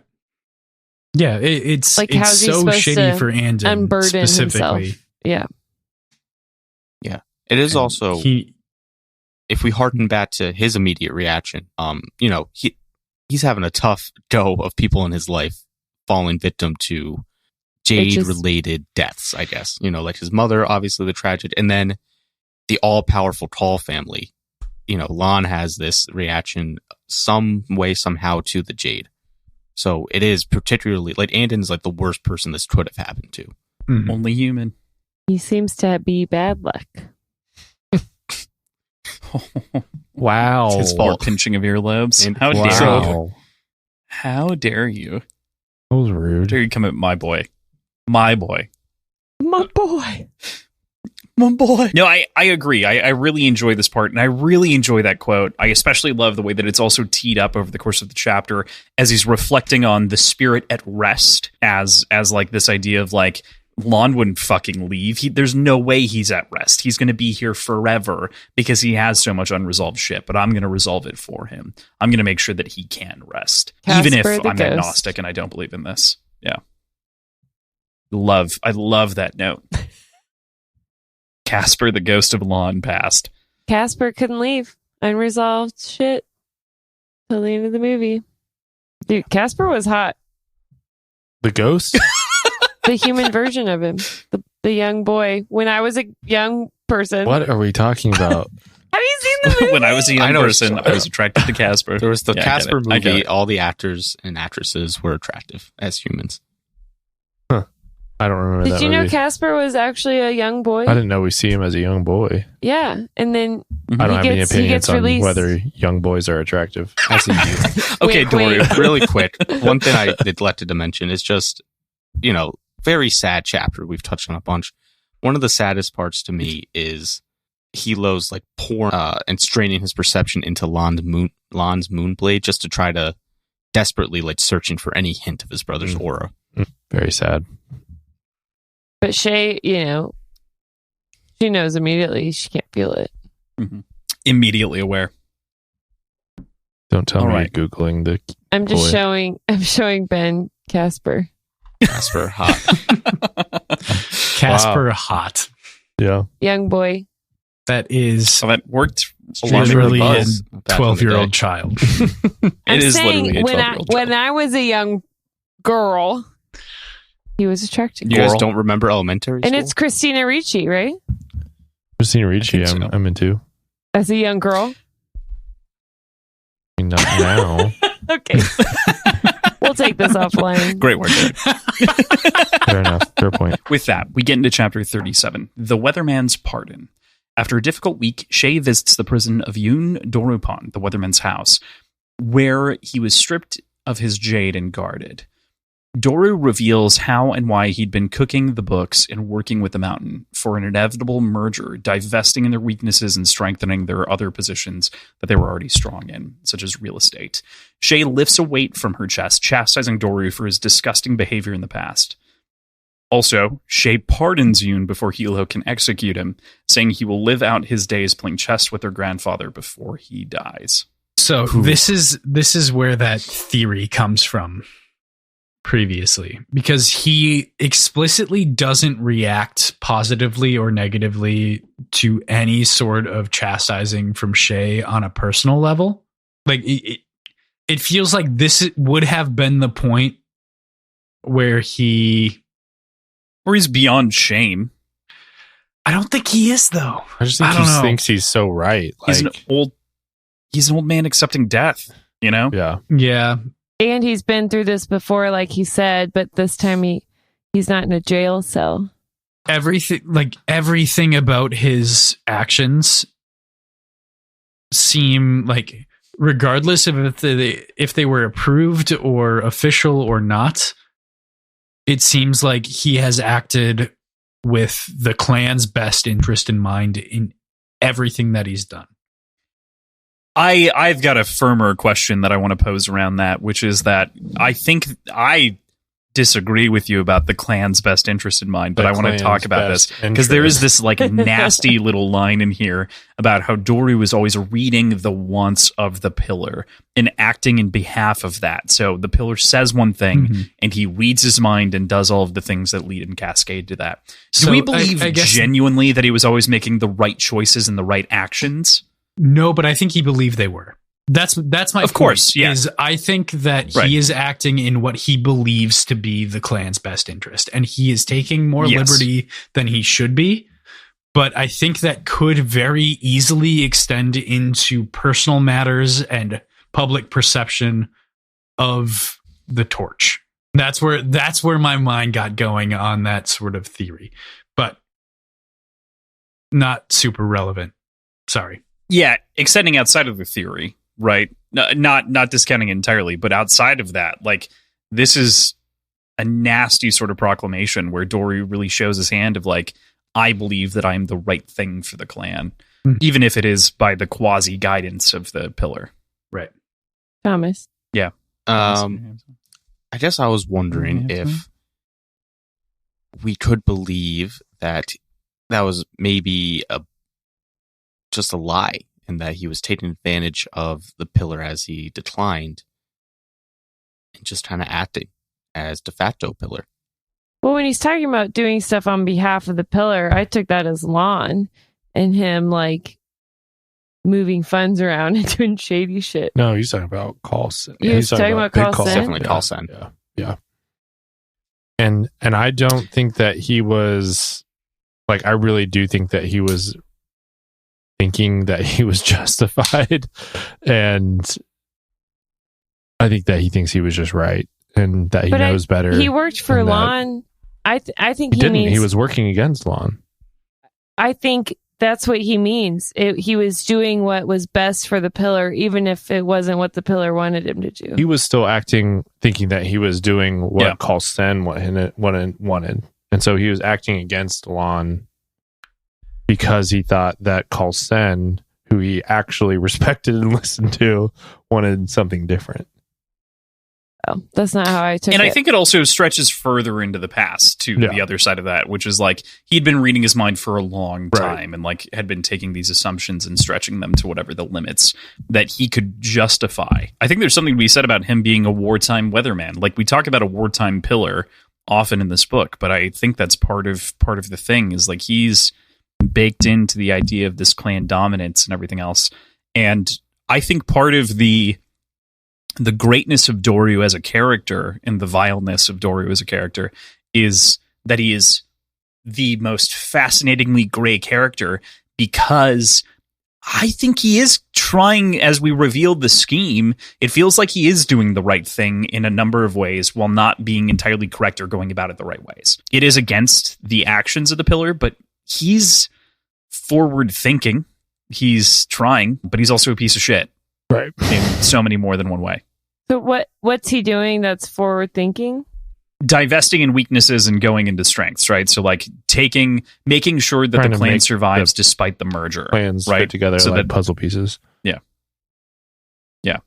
So that it's not just it's a merger, not an acquisition. Yeah. Right. So that it is an equal partnership, not a takeover. But that's why, and I'm not acquiescing to none of you. That's fine. I still think the way I read all this is that he was saying that he knew what the pillar wanted without him saying it, and I took that as Lon, because these past few years he's been working for Lon and doing things of his own accord. That Shay's like, dude, what the fuck?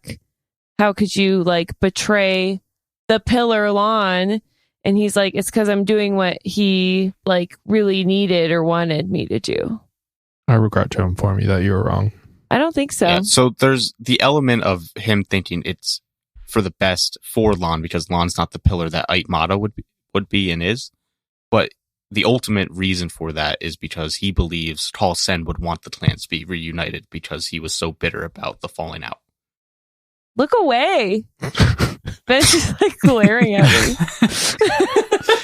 Ben wants to start a fight. I like, you're not just get completely off base. Because he's he's doing what he thinks Coulson would want, but he thinks it's best for Lon to be bought out, basically. Yeah, because he thinks Lon's a pussy that can't handle the no Peak clan. Fairly accurate. Peak. I mean, no joke. Yeah. And Doryu's... Go ahead. No, you go. Oh, I was just going to say, Doryu's in a really sad state, too, just as a person, in a very different way than Coulson is, because he still has a lot of his faculty, but stripped of his... As the traitor that he is, deservedly, for the record. I don't think that any of this is incorrect. But it does... It's interesting that like there's this sort of perception shift when you see the person in Jade lose what that is and like lose that capability and almost the side of them where they seem like just dramatically less than. I don't know. I found that fascinating in this read. Doryu seems less like faced by it though. Because like he's been tortured, he's been in a jail, he's had his Jade strip before. He seems kind of like he's just going along with the tide. He's like, yeah, he's taking what he can get. I don't know. I feel like with Shay's pardon that this goes into my conspiracy corner theory that I'm teasing, but Doryu's not really the bad guy here, and we're going to need him in the future. So it's good that we didn't kill him. Okay. It's interesting. I definitely want to hear more. There is this.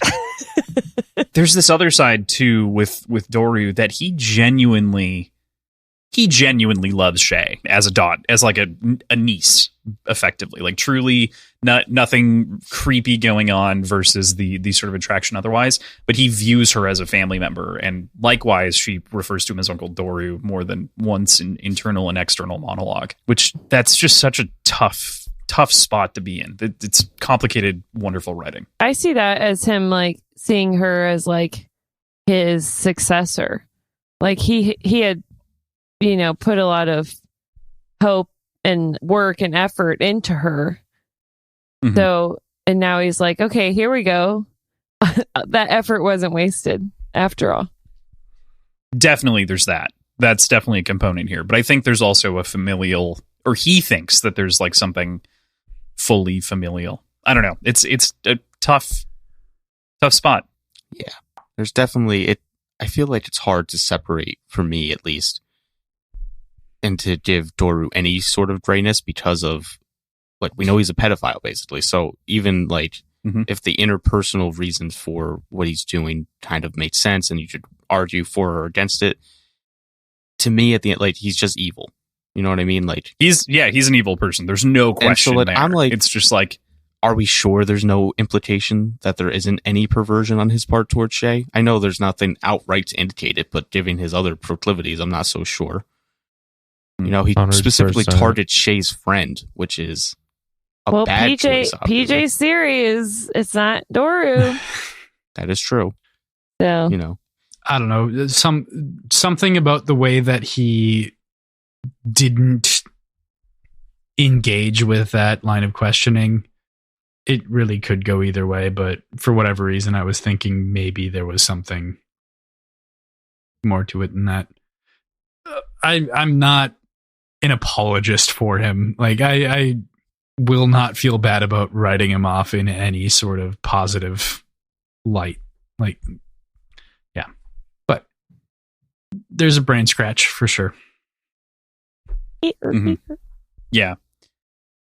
That's how I would describe it too. Like, I totally agree with you, Thomas. I don't think that there's any redeeming quality that can overcome that level of like evil, but there's something that's interesting about still exploring an evil person having the capability to love someone, even though like we shouldn't value, there's something complicated about the way that you place value on that love or that caring, that affection, that I think is tough to parse. And apparently it's returned by Shay. Yeah. You shouldn't fucking kill him. Like, pardon? Pardon? Are we pardoning this fucking asshole? I don't think there's any love really involved. It's Doru, love for in her grandpa. mind, is more of a means to an end for Carlson. a gesture of love to her grandfather. Yeah. Mm-hmm. It's still like, it's so crazy that she's the one with the most hatred and disgust for this person. Yet just shows how deep she is and her capacity to think beyond what's right in front of her, see the bigger picture, and do something that is like a completely heinous idea to her person, but is something that is a gesture of love to her dying senile grandpa, who's her father figure. I just think that shows her capacity. Alternatively, it shows that her time in Espana has made her soft. Maybe. Whoa. I'm kidding. I'm totally kidding. But I like it, PJ. I like it. I wanted to completely cut off Ben's like very rational line of thinking. I don't know. I'm starting to get on PJ's side. Like, maybe call Sen as the pedophile because we already know he's a racist and I don't think either of them are good dudes, but islandist nationalist. I think there's a ton of evidence that Doru's a pedophile, and it's him alone doing it. Sure. The other thing I want to say, I feel like I made it a little bit aggressive that she confronts about those feelings. She doesn't out him. she specifically says, "You disgust me, Uncle Doru. I don't need to tell you why." Which is like, that's not really confronting exactly why she's so angry, but she internally has like come to terms with it and is willing to spit these words of venom of like, "You don't deserve to live. We're going to keep you alive so that you can entertain my grandfather until he dies. But you can't have your Jade," and it's basically like a torture. Yeah, it's not like he's torture sentence. Yeah, for 2 weeks, and he's just chilling. Basically, with his best friend. He's just hanging out with his best friend. Death row. Oh, what a tough for 2 weeks. Yeah, what a tough sentence. I think it's just, I mean, Shay and Hilo are my age, pretty much. I'm about to turn 27. She just lost someone very close to her. I guess she just lost someone very close to her. She doesn't, and she sees her grandfather, who she's missed out on all this time with, and he's fading fast. So she's just grasping for any lifeline to bring him back. Right. Mm-hmm. Yeah, I think it's a good call that or to make him comfortable. The grief of the recently lost family member is playing into that decision as well. For sure. So that's all I have with this chapter. I feel like that wraps up the Doru bit pretty concisely, but he's basically consigned to a death sentence that accompanies the death of Kalsen. When he dies, he'll die as well. It's kind of like the old pharaohs. They'll play chess together. When they kill all the pharaohs' wives. Great. That's a great analogy. Not only that, but the advisors would go too. Yeah. It was everyone. So it was servants. It was anyone. You had a lot of reason to hope they stayed alive. Yeah. All right. Cool. Chapter 38. The Lantern Man's Dilemma. Mr. Une experiences the very hostile takeover of the Twice Lucky as the mountain launches a full-on assault led by Daunt Ash himself, conquering what appears to be a large swath of No Peak territory. Daunt Ash? I don't know. The word sounds weird to my head. Ash, yeah. Daunt Ash samples Hilo's favorite dish before presenting Mr. Une with the choice to become a mountain lantern man or see the Twice Lucky destroyed. I feel bad for Mr. Une. That was a tough one. Yeah, really. I don't think Mr. Une has done anything wrong this whole time. Got put in a real tough position. It up. He's a great example of just wants to make some crispy squid. 1 to 10, everybody, right now. 1 to 10. How much do you want to try those crispy squid balls? I'm negative 1,000. 100. Negative 1,000. 100. 1,000. Positive 0. 1,000. Give me squid. Yeah. Lowest vote. Give me that squid. I'll take the iron squid. We got to get to the Twice Lucky somehow. I don't know how, but we got to get there. Guys, I don't want to eat squid in the armpit. This isn't armpit squid? You don't want armpit squid? This is armpit squid. It's not armpit. It's not in the armpit. It's right by the docks. That's not the armpit. And poor Mr. Une. No love lost. Him switching sides. No love lost. You're not upset about it at all? I guess he has was no power. Forced to switch sides? He has no power. What's he supposed to do? Get killed? Right. Oh yeah, I think he's totally business destroyed. Cross in the right here. Yeah. Yeah. What the fuck, Cross? What's he supposed to do? I'm not. Hey, wait Cross is on the mountainside. The point that I brought up earlier, the fact that they didn't give him the traditional cut your losses and go with dignity kind of option entirely changes the vibe of this war now. That No Peak's gonna have to play dirty. Point where it's like we're not fighting with the same cordiality that our grandfathers did. Right. This is a new generation. This is a new war, and No Peak better realize that fucking quick. Yeah, I feel like I think they do. I think they hope start they to. Do. We'll see. There's also something to be said because, even at the height of their irrational grief, No Peak allows the employees of the casinos to leave if they want, and to the traditional rights. But there's this very this is a calculated attack led by the Horn of No Peak, or the Horn of the Mountain, and he consciously is not following through with those traditional rights. So there's a little extra nugget there that's very interesting, and I'm glad PJ you got us on this train. It's difficult to not to parse, but to to not like look at Gaunt and be so pleasantly surprised at the character that he actually is in this moment. I very much enjoy Gaunt. He's cool. Yeah. I like his scars and his sleeveless shirts. Whole vibe's great. Cuts a guy's head off. He's Asks for lunch. Yeah. Just seems exactly. very formidable. Ask for opponent. buffet lunch. He's hungry. I mean, he's been slaughtering all morning, He's right? a big hungry. guy. It's true. I'm a Gaunt fan. Yeah, me too. We love, like, at least to this point, as presented, a baddie, but we love a charismatic baddie here at Words and Whiskey. And we like a sexy that That is baddie. correct. Mm-hmm. Oh. You think Gaunt's sexy? He's like a big hat guy. Isn't he old? He's like a mountain I'd like to climb. I'm imagining as an old man. Older.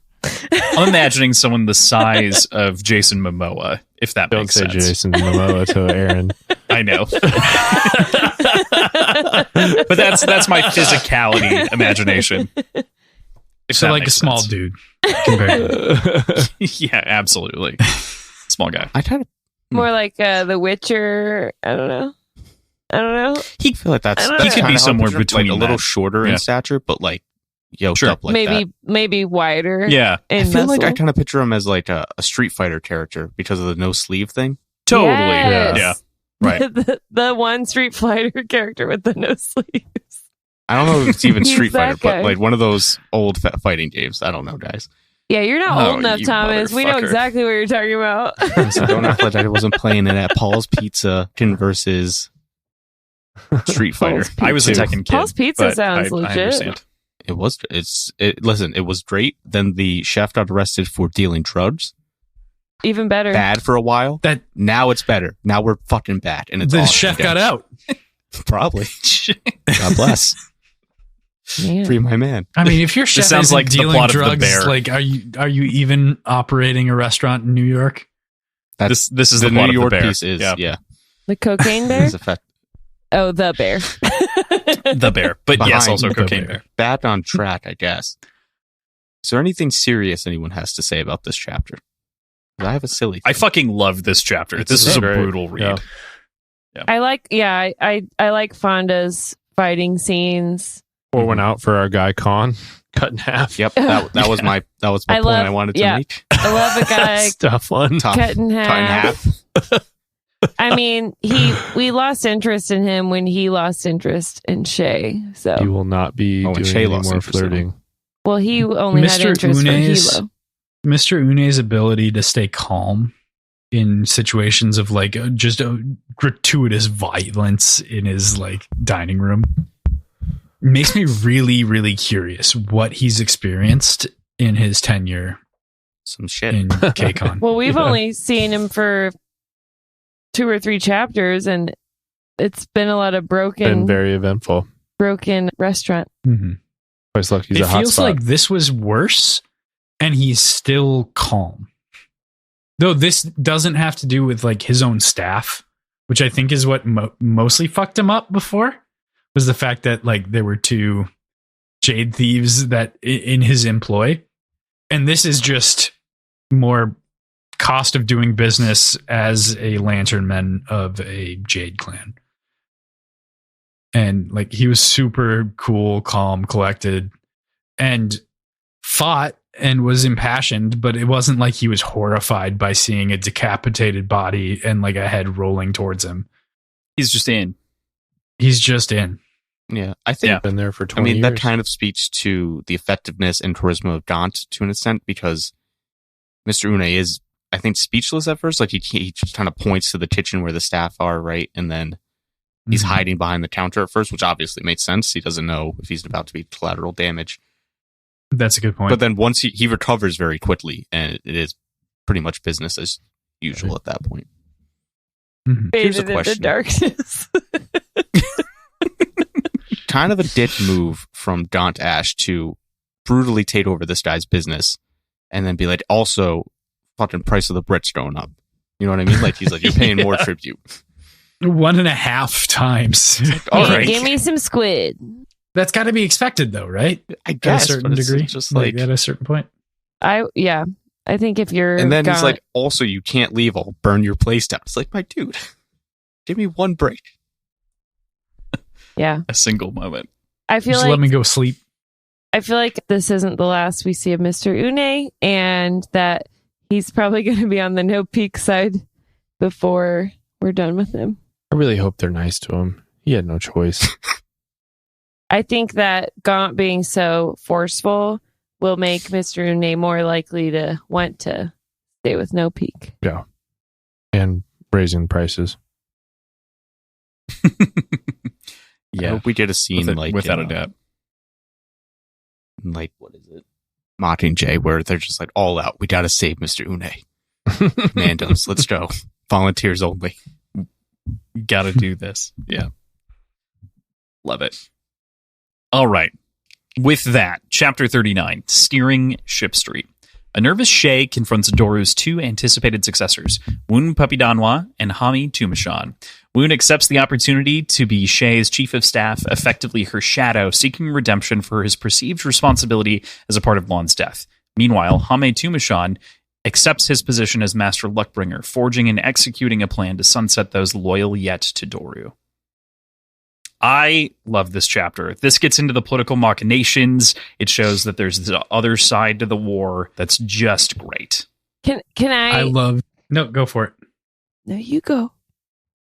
I'm going to take I was just going to say, like, I'm going to take us way off track, PJ. Okay. I was just going to say that this is your concern. I love everything about the way that Shay conducts these meetings, like these series of meetings. And this chapter is what totally got me on her side. And like totally like retroactively like erased my misgivings of Shay from the previous sections. So I loved the way that all of this went down. Sorry. Go ahead, Aaron. Take it. Sorry, real quick. I have something on track. To that point, PJ, there is one of the most, like, to my eye, brilliant things that she does is she creates this position of chief of staff for Woon, but then she gives it that Ketanese branding of the Weatherman Shadow. And it's just like, she's so fucking good at this. Yeah. Yeah, like, she is. She's so good at it that like we don't even need to see her like have a discussion or like think out that she has to do it. It just like it happens. Mm-hmm. And specifically making sure that both of the appointees feel like they had a hand in appointing the other. Like it's so good. Masterful. It's so good. What you got? Okay. Let's hear it. So I had this thought before any of this week's chapters, and I was waiting for Woon Papidanwa to come back up. And I was kind of texting the group about this, and then I stopped myself. I am like 100% ready to bet my drinks on Woon Papidanwa being the fucking bad guy, the heel. I will not listen to this. Yep. Listen. I'm in. Listen. I'm with you. Listen. The shine, it wasn't Poison Jade, it was Poison Shine. It was shine in general. I don't know. Woon Papidanwa set up the shine. Wow. For can't believe you're talking about my guy Woon like that. I think Woon is the real baddie here. And he's like sneaking his way in and he's fucking shit up. He's blowing up the clan. He's the one who actually kills Lon with this poison shine. You know, Woon's the one sourcing it. And just this masterful performance in this chapter of him acting all like, oh no, they're going to kill me because it was my fault. And she's like, oh, he's so scared and he thinks he's going to be executed. And then I'm not getting a single sign off of Woon that he's that's not why. low. That's why it's a conspiracy. I know, but to have a conspiracy, I'm going to need like a shred of evidence. The fucking shine. That is the evidence for conspiracies. Mm-hmm. There needs to be a connection to the Jade itself, though. And like, what's fucked up with that Jade? I don't think there does. There seems to be something wrong with that to begin with. I think that in my head, at least. There? And in Andon's chapter at the end of this, Hilo mentions he doesn't feel anything anymore, but that like some people, the amount of jade doesn't change you and some people it does. I think Lon had too much jade, good or bad, poisoned or not. And then this whole shine idea came from Woon. He somehow whispered it in his ear, got him to like think it was okay to take it, sourced the shine from who knows where. The shine could be bad, and it obviously ends in Lon's death. And now Woon...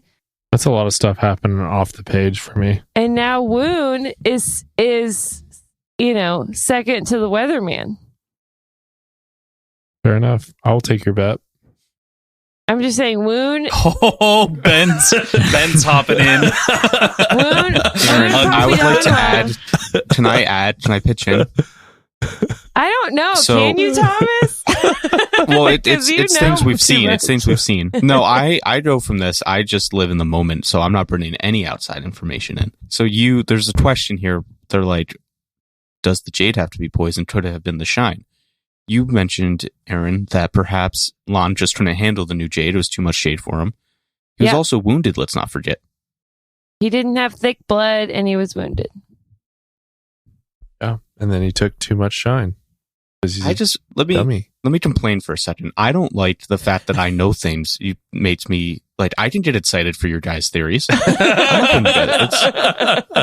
harken back to when I was in your spot, and that's who's speaking to you when I get excited. It's not the all-knowing Thomas. It's Time Machine Thomas. Time Machine Thomas. I will stand TMT by my man Woon Papitanwa. I just think that Fonda has masterfully made Woon seem flawless, and nobody is flawless, which makes me suspicious that he's actually the one setting all the shit up. He set Doru up. Like, set Doru up with what? I don't know. The evidence. I don't know. Like, there was a reason for us to be suspicious of Doru, and that was in the text. Like there's stuff in the text there for us to be. Use your brain, Bash. Have you ever felt more personally attacked? I'm just saying that Woon getting the connect to the shine, and then the shine being the reason that Lon has a fucking heart attack and just dies for no reason. I can see that. Like, that's suspicious. I'm willing to bet against it, though. I mean, Lon says this, but Lon says that it'd be suspicious for Woon to be seen picking up packages all the time. So there is like, Woon is maybe not from his own accord, maybe from his own accord, who knows? But there's like the conscious decision not to have Woon directly associated with shine too, because it's fucked up. Sure. PJ, so what? Which side of this fence are you gonna jump in? Which are you, my cow or Ben's cow? That's from before. Resurrected cow. I think Woon is directly related somehow. I don't think the shine is what's poison. Clarification for directly related somehow to what? Treason, I guess. To turncoatism. PJ, not my side. Yeah, right? I'm on Aaron's You're both side. Wrong. I don't think it's the shine. Benedict. But we don't think Woon is spotless like Ben does, because you can't have a perfectly Star Wars named character just be perfect. Like, there's got to be something wrong. Launch shot first. He does sound like he's from like the Mos Eisley Cantina, and we know it's a wretched hive of scum and villainy. So maybe you're right. That's the cantina. Awesome. Not bad. I love this. I think we made depictions and conversations about the speeches themselves, or like the conversations that go on. Did you guys have anything that you read into from, I guess we covered a lot of Woon in the conversation here that we had. What about Ham, considering this is one of the first serious scenes that we get from him? Very solid fellow. I feel like yeah, Not a lot of deception there. Well, he kind of wears his suspicion on his sleeve. Right. And he's not fully on board. He's a straight shooter. Now that I've gotten my conspiracy corner out, I can talk about this chapter. I've been waiting to talk about. We've been waiting all night.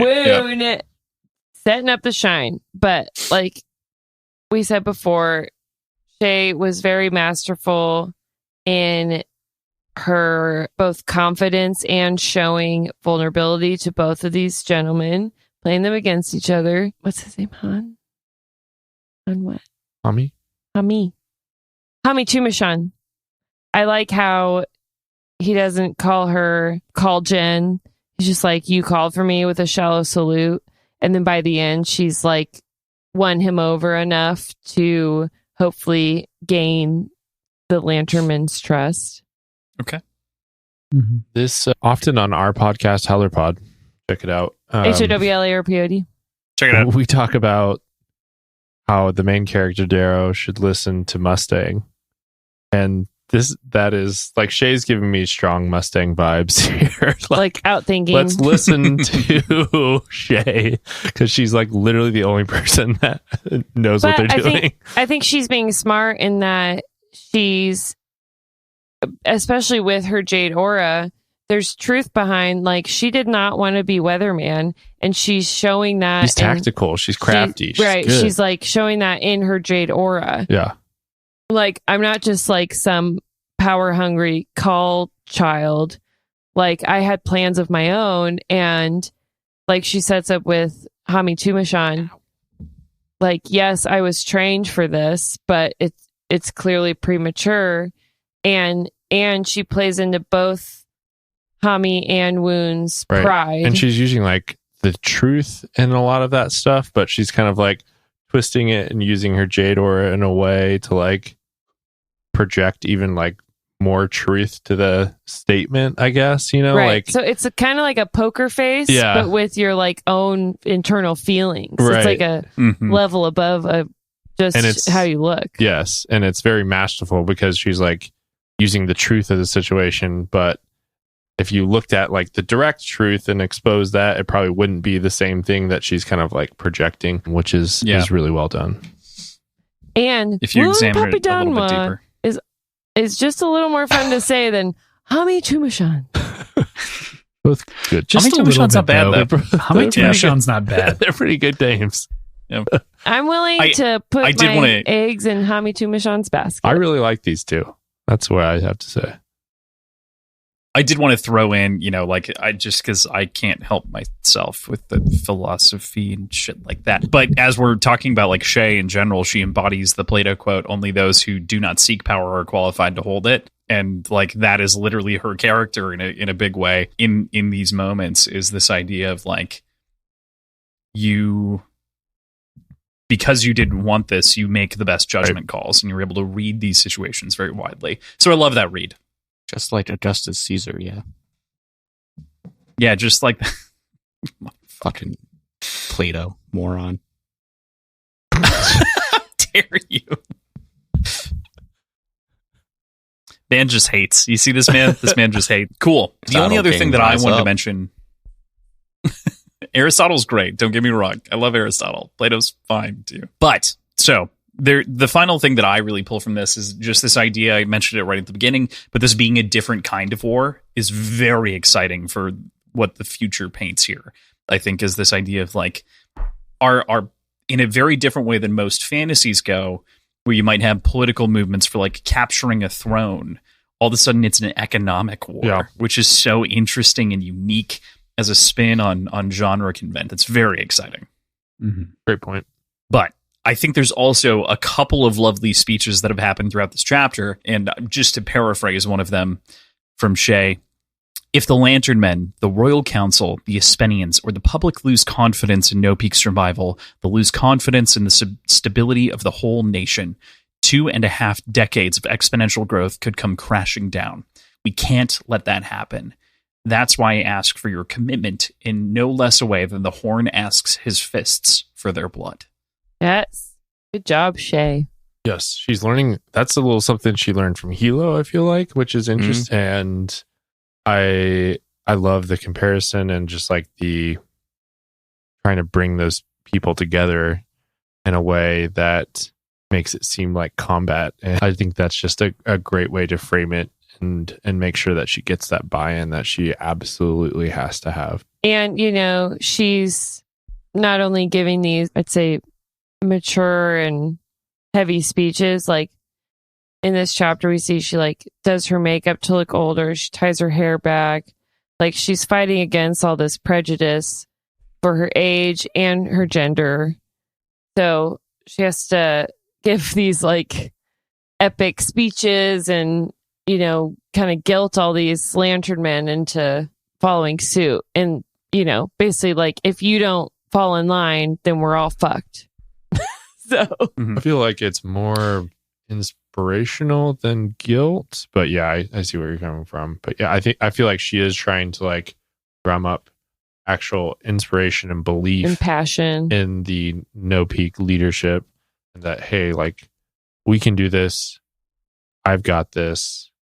And I understand this in a way that like what it actually is.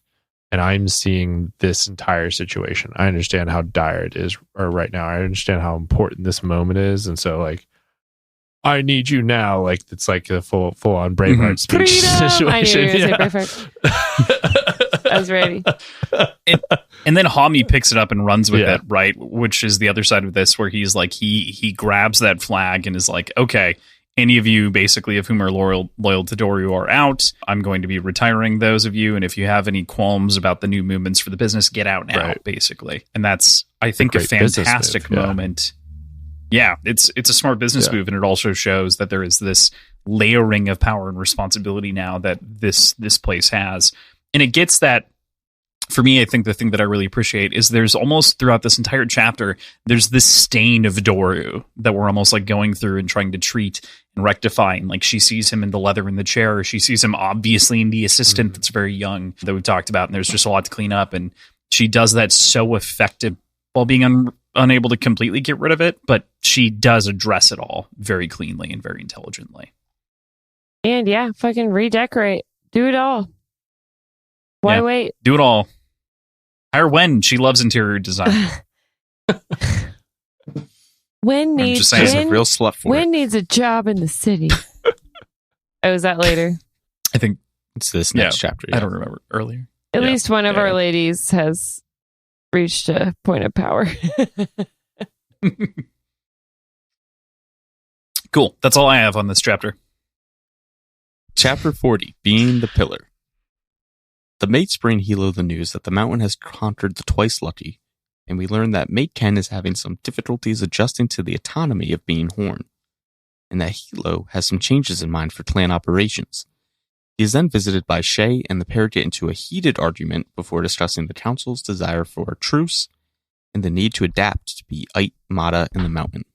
So a lot going on in this chapter. It's rich in both an update on the clan war and then also a lot of familial stuff going on. I feel like make Ken as the Horn is just bad, disastrous decision. You cannot make a soldier a general. Shay points it out. Like he has no. You just don't have the makeup, autonomy. He's no creativity. He can't think for himself. Like who would you choose? I don't know, but it's just it's a bad choice. Like, I think I agree Khan's with you. dead, so like who else is left? Yeah, I agree with you, but at the same time, it has to be somebody militaristically focused, right? And that's what I was thinking. Familiar with the clan, and like there's so many things that the Horn has to be. Yeah, and it feels like this is. Of all the characters that we've been exposed to, kind of the only option. I would agree as far as like what we've read in the book and who we've met so far. And I was literally reading this. I was just thinking like, we need a new character introduced. Like we got to get somebody else on our side. New blood. I was just like, this is not going to turn out well. Mm-hmm. And I mean, Hilo even rebukes him for not thinking for himself. Right. And I mean, let's give him a little. He's too used to being a dog. Let's give him a little grace. It hasn't been that long. Sure. And a lot's going on. Sure. And, Hilo was able to become the Horn and learn, and not in a wartime. And he's also kind of tailor-made for the role. But, he didn't get thrust into, a full-on war. He just had to deal with, territorial skirmishes. So, let's make Ken a little grace. I think he could step into the role. We don't know yet. Pulling on my ear. But for the record, no grace for Woon Papidanwa, but tons of grace. just clarify. Just want to make sure. I'm just saying, Woon Papidanwa, I loved him. But then when I had the thought, I was like, that fucker. You turned on him without a question. Yes. He's definitely a bad guy, and you guys will... About face. Ben, you will eat your words. I can't wait. Speaking of Woon, there's the suggestion in the previous chapter that he had every reason to be fearful for his life following his failings to protect Lan. But then when Hilo speaks about him to the mates, he says, so he offers Tar the position of Pillarman and says, I've got some changes cooking up for that. And then he's like, I'm moving Woon, he says, moving Woon using the familiar for him to the Weatherman side. And it's just interesting. Is there some sort of relationship there? Do we think it even crossed his mind to have Woon killed? Well, I think he I don't know. I think that Woon just doesn't fit. This is his leadership style. So it's his leadership style is violence and force and that type of thing. It's not like a thinking man's style. So he doesn't see any value in Woon Papidanwa.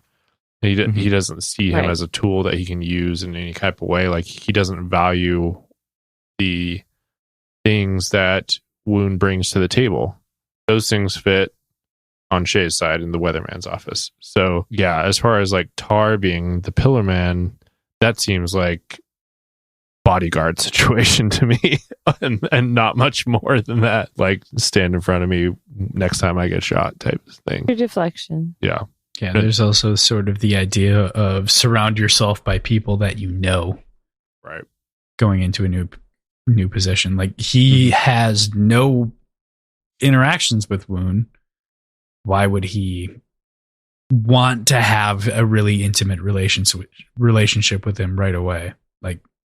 Makes sense. And it just seems like some distance himself a little bit, especially right now. Some of the responsibilities that maybe Lan was carrying on himself, those are going to be spread across the organization. And now Shay will take on a lot of the political work, and yes, Hilo's the pillar, but it seems more of it's kind of them sharing the role overall, not so much pillar over Weatherman. Yeah. Pillar over Weatherman. Yeah. That's actually something I wanted to bring up, because in the chapters with the Lan point of view chapters, we kind of see him putting a lot on himself, and seems like he only really brings Woon into his council and trust, and then Andon because he's forced to. But then we see Shay and Hilo, who have this very hot and cold, this very headbutting relationship with one another, sort of leaning on each other here. And that Hilo especially is leaning on Shay. And I think that's only going to benefit them, and I hope that they stick with that, because I think the more that they try to inject hierarchy into the situation, and Hilo maybe feels, if he gets threatened by Shay or something like that, or feels threatened by her, I think that's going to lead to downfall. So the more that they embrace the fact that they both have things that they can bring to the table that can benefit No Peak in different ways, and see themselves as, puzzle pieces that fit together, instead of a hierarchy of a pillar and a Weatherman, that's how they're going to succeed. They have to trust each other and embrace that aspect. And this chapter is one where I thought Hilo had the win. Like, Shay is kind of antagonizing him, and he is like counting to 10 and taking deep breaths. And Shuri like bites back. But I thought this kind of really showed a change in Hilo, where he was like, we cannot fight with each other. And he keeps... Hilo is actually like he a keeps decent trying to leader in a get lot along. of ways. Yeah, he's a decent leader in a lot of ways. Like, I think he has some like good ideas, and like we had kind of talked about earlier, like he understands people in a really good way. And all his fighters, his fists, and he understands like how to connect and like how that works, especially as a leader.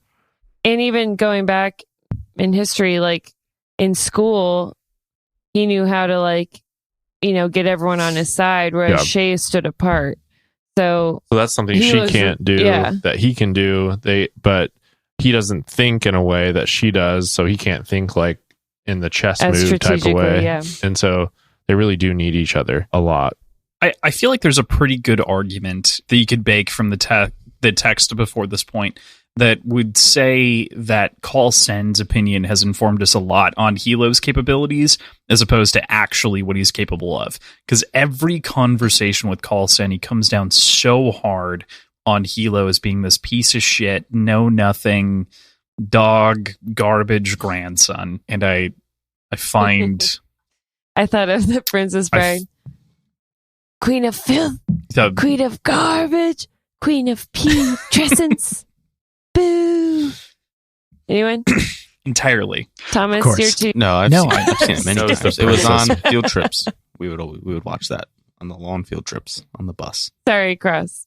Oh, man. No, I totally agree with that entire idea, right? And it's just like it's this sort of spoken story, but it's never actually, because he doesn't really know Hilo comparatively, and we've just been led to believe a lot of these things for a long time. So, and like we all have family, there's just like a different level of like arguing, especially with siblings, where you like know how to cut each other, and you see Shay doing this, and even saying like, she knew how to get Call Sen on her side to like cut Hilo down even more. So this, this shows just Hilo really swallowing his pride, which we weren't sure he could do before, in making peace with Shay and being like, we cannot be at odds with each other. Yeah. That's, I think, one of the interesting elements of this series thus far, is that often when you have this sort of shifting point of view, it feels like you're building towards the characters meeting up eventually down the line of the story. But here from the jump, we've been having like these characters interacting with one another and then shifting point of views and seeing how they all evaluate one another and the actions of one another, and how there's that sort of this tug of war between what we know about the characters and then how the other characters view them and their actions, and then how that, like, who are we to believe, I guess. Not Woon Papi Danwa. It's hard. What a shit. It's hard to really have a gauge on who to trust and who to believe. I think based on like our points of views, I believe in the purity of the decision making from Hilo and from Shay. And I believe in the selfishness of Barrow.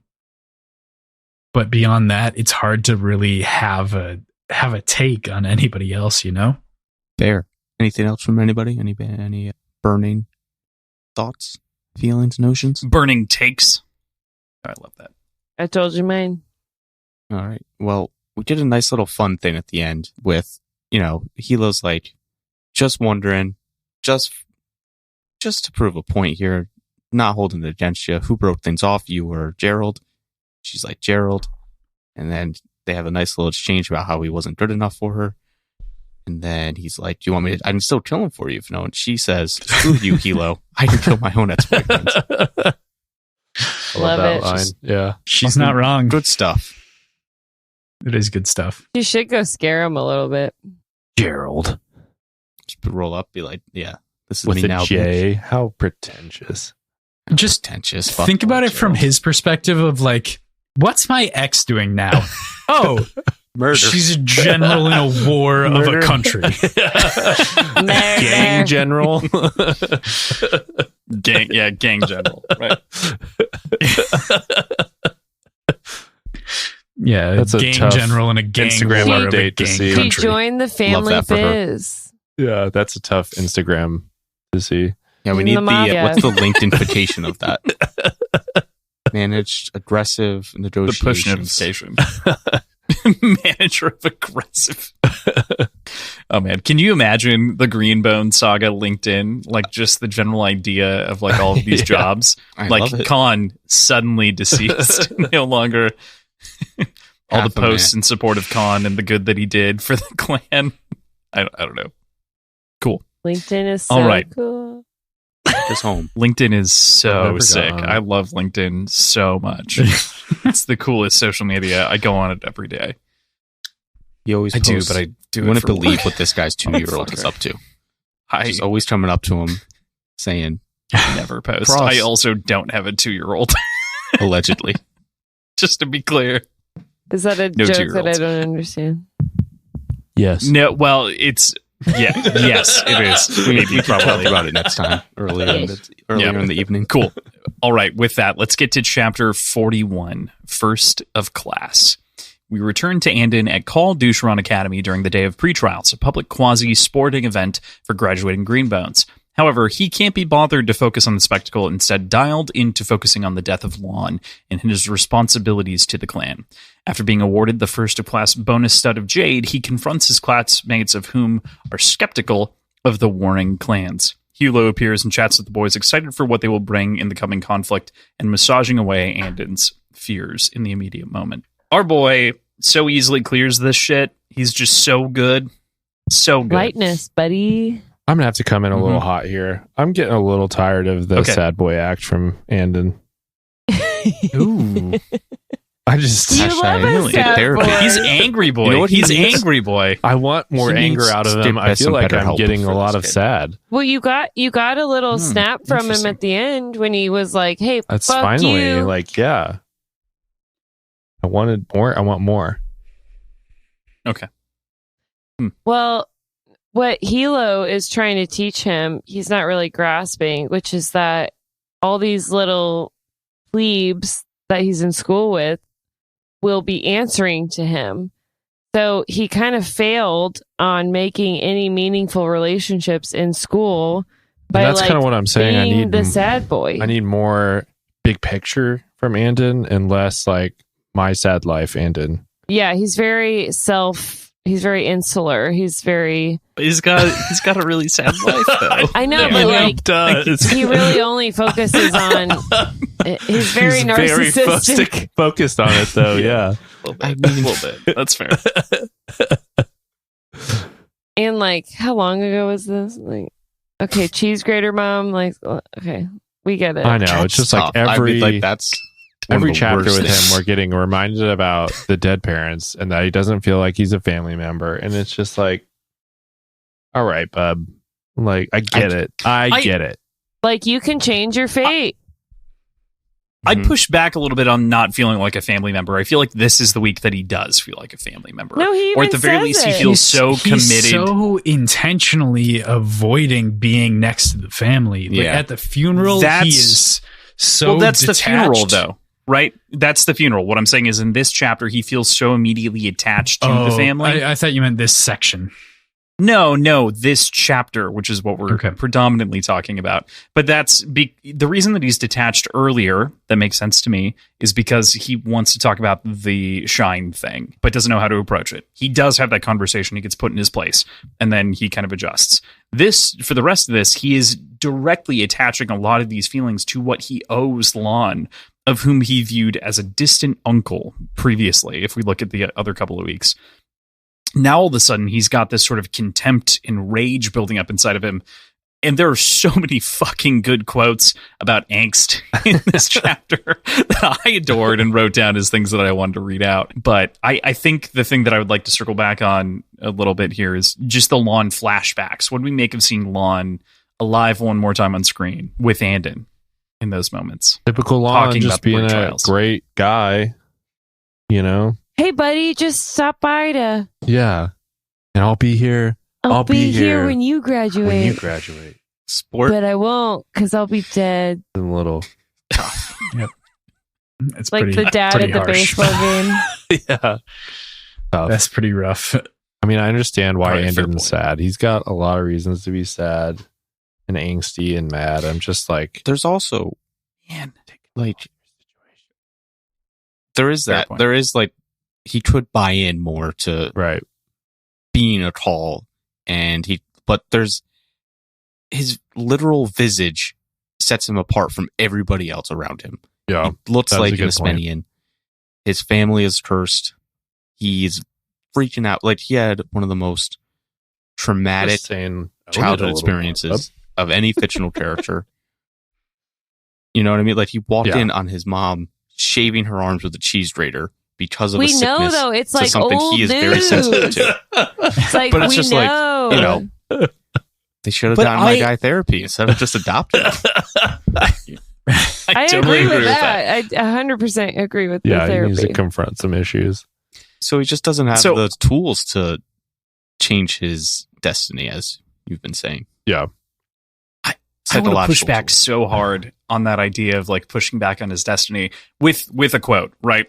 So as he's recounting this flashback, he says, pre-trials seemed a hollow, shallow thing now, a pantomime he had to go through to get to the real goal. Graduation, Jade, a place in the clan, vengeance for what had been done to his family. And I think that's him seeing an objective and locking in on it. I see that as like, this is what I have to do to get to where I want to be. Not wallowing. I think he's doing the opposite of it. I think he's like, this doesn't matter. I'm going numb.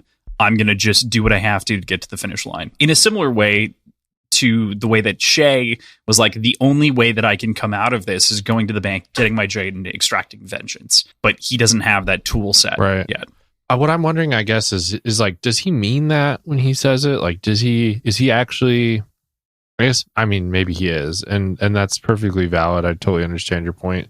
But I guess I question, like, how committed he is to the idea of vengeance for his family. Like, he is also a kid. Yeah. I don't know. To me, like, I'm questioning whether he's just like thinking that, or whether that's like what he thinks that he's supposed to think, or... I mean, he's riddled with guilt. Yeah. So maybe he thinks that's a way of like... He doesn't seem like a big vengeance guy to me, though. But maybe he thinks if he gets vengeance, that's an atonement for his failure. He's got, what he's going to find is that vengeance is not going to fulfill this dark hole inside of him. Is it empty? Is vengeance empty? Is that what you're suggesting? Is this a theme?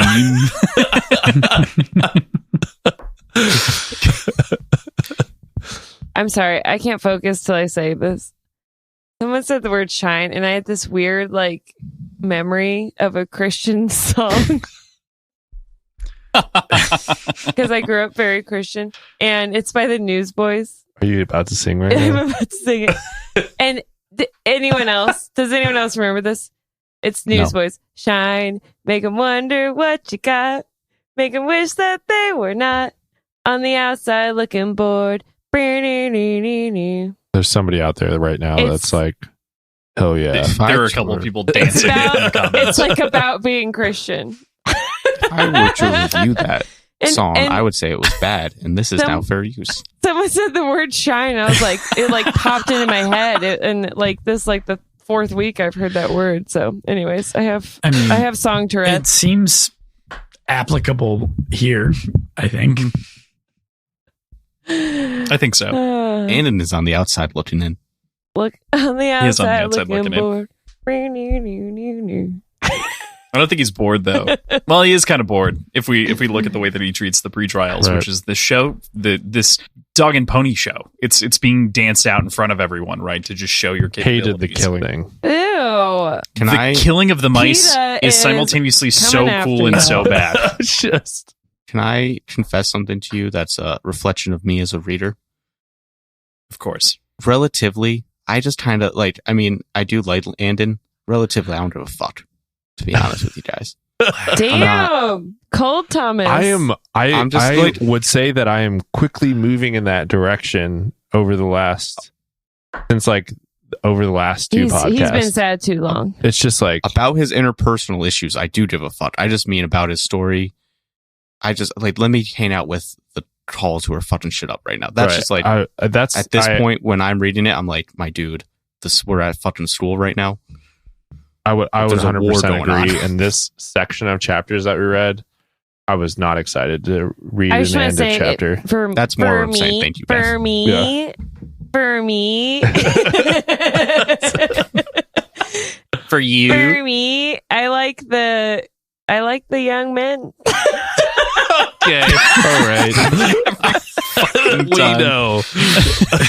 No, I like the I like the Casper. I don't even know that guy's name. No, I like school, like trials storyline. You know what I mean is I like the young adult books. Like Andon kind of is giving us that storyline. Yeah. It includes that flash of like academia in fantasy. Yeah, like it's not dark academia by any means, but yeah, I totally get it. It scratches that itch. Yeah. And it's like a great chapter. I'm not taking away from it. I'm just saying like the action junkie in me is like, yeah, the action junkie in me is like, hey, can we get another like sword fight going on? Yeah. That's kind of cool. Yeah. Like a dude got cut in half. I agree. Like you bloodthirsty fools.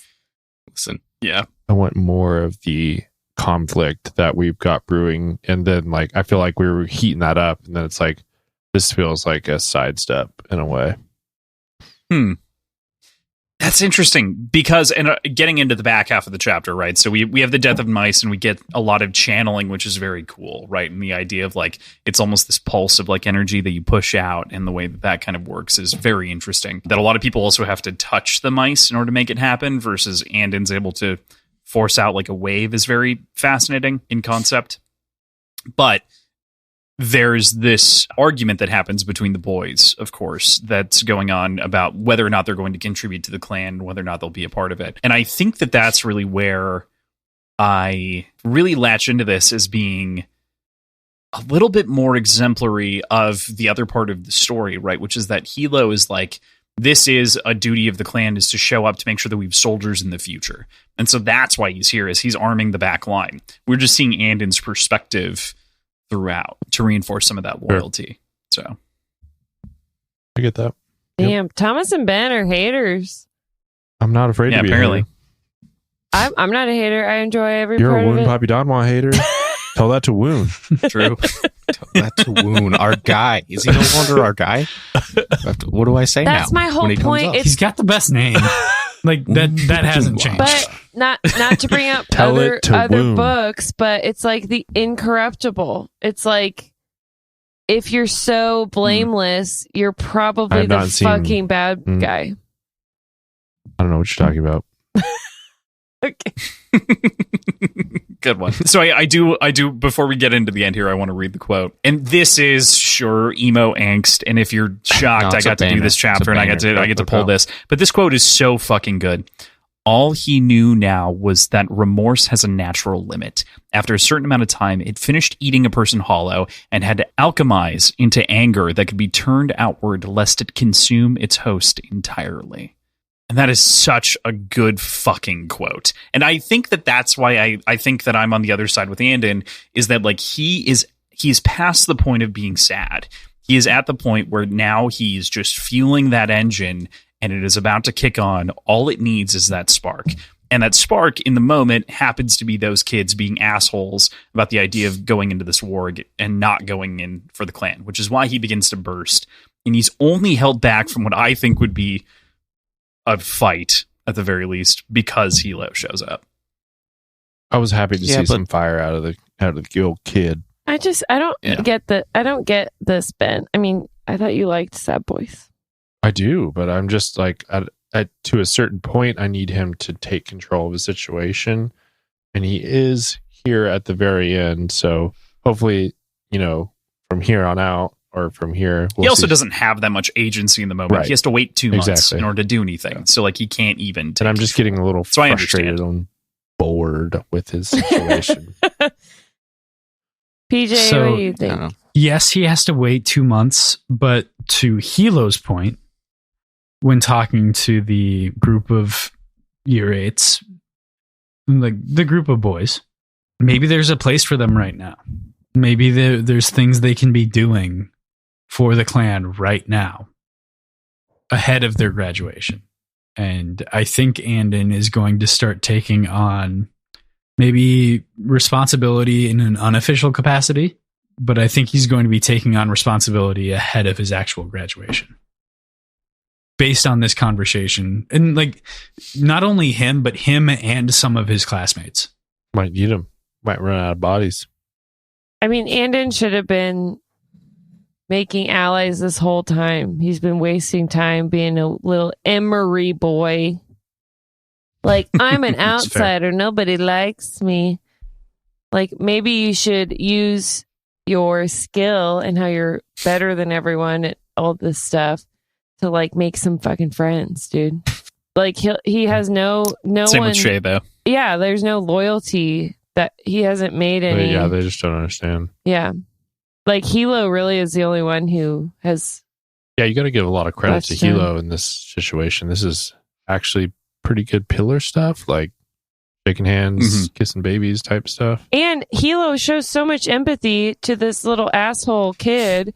He's like, yeah, I know his dad. His dad's a loser. Don't you think like maybe you made him feel like a loser like his dad? And that's why, like, he's like explaining to Andon how to have empathy and understanding for someone else's life situation outside of Andon's own suffering. Other than Andon just being sad. Other people are sad too. God damn it. Andon. He's angry. He's not sad anymore. Here's the thing, he's kind of sad. But I mean, Cross. He is angry, right? But that quote you read, it's heartbreaking. Like that's not a healthy way to process things, and it's not a it does need a therapist, so as mentioned. Yeah, he is presenting to himself as angry, but what's sadder than that? You know what I mean? Like just because you're a mad boy, not a sad boy, like doesn't mean he's not wallowing. Doesn't mean he's not sad. He's deceiving himself, and what's sadder than that? Right. He can be mad boy, sad boy. Fair point. He can be them all at once. Right. Rad boy. That's he is. Yeah. He can't be rad boy. Dude has no drip. Can't be rad but boy. This Vero is rad boy. This again is another example. Vero also has no drip. Vero. This is Hilo another is example of every chapter. Hilo is like boop boop boop. Yeah. He's got the firepower now. Yeah, he started off so low, but now he started off as baby Mario, and then he was big Mario, and now he has got the fire. And next episode, I'm enjoying Hilo more and more by every episode, for sure. The wings, and then he'll grab the star in the final episode. Yeah. That's Hilo. Okay. There are two... No, I'm with you. I lost it. And I actually genuinely, I want to end this on the two different quotes that Hilo says about people that I think does elevate him in this way that we're talking about, right? That really ratchets him up. So the first one, he directly addresses Andon, kind of talking about this in a conversational way. You've got to learn. There's a way to discipline a man so he hates you forever, and another way to do it so that he loves you all the more for it. To know what it is, you have to know the man. And just this insight that Hilo has in the human side of people is wonderful. He re-emphasizes it as he approaches his car, saying, people are like horses, Andy. Fingers and fists too, everyone. Any old horse will run when it's whipped, but only fast enough to avoid the whipping. Racehorses, though, they run because they look at the horse on their left and they look at the one on their right and they think, no way am I second to these fuckers. Yeah. That's definitely what horses think. No, I mean, as someone who recently got into leadership in their career, this quote actually really resonated with me. Cited the HR citation for when you quote this. In your next review, you should quote this. Yeah. I will maybe. Since it's a math R about Catacomb Party, and I was like, how I feel about our show versus others. Anyway. Yeah. Damn, can't believe you guys are second to one with all no way professional these voice actors. Are Yeah, right. Yeah, I mean, again, Hilo gets it. Go Hilo. Yeah. You went hard on Andon, so I had to. That's fine. I was trying to make things him. interesting here on the last chapter, you know? But, I agree. I'm ready, just like I was for Shay, I'm ready for Andon to I think Thomas made change his fate. I think Thomas made the point that I was trying to make is just like in this set of chapters that we're reading, this detour, I was like, come on, I'm ready. Like I would like something. What's else. funny is Could've I done thought this you made next that week. point that I was trying to make. I thought you said it better than I did. That's funny. Cool. All right. Well, with that, any closing thoughts? Anything else that you guys are looking forward to in the next week? Shit I just slaps. feel It's our like- penultimate episode of the book. I feel like, penultimate episode. Wow. I feel like the only 2 left. the mountain could just kind of sweep us all out here, and then we just. I do not feel like have a story. they're like we said, they're playing a different game, and we're gonna have to adapt quickly. Yeah, I don't have a lot of faith right now for our No Peak clan. I do think they're We're in trouble. the underdogs for But sure. They are the underdogs, but I do think we're making some moves. Hopefully, Woon, Hami, I think that we probably won't know the extent of Wound's betrayal this book. Feels like a cop out. Feels like a cop out. Feels like a rolling back of your take. No, we'll find out, but maybe not. All right, Maybe not whatever. this Feels like you're 5 toes down. Why don't you workshop Need you that 10 one and bring toes. it back next week? Mm-hmm. PJ? I think that we're going to start to see some more intimate mountain clan relationships. And maybe even a perspective. I don't know about that yet. Maybe Andon gets pulled in again to Mountain Clan. But I think we start to see them more closely, and we start seeing their point of view. Because right now we have some like intimate but not like detailed understandings of what they were thinking was going to happen and like what they wanted to happen with the two clans. So I think we're going to start seeing some more Mountain Clan side of things. I hope so, at least. Yeah, I hope so too. Be kind of cool. I'm ready to join. I'm not sure how. I guess like I'm not sure how many more perspectives we need, but some of the perspective shifting has.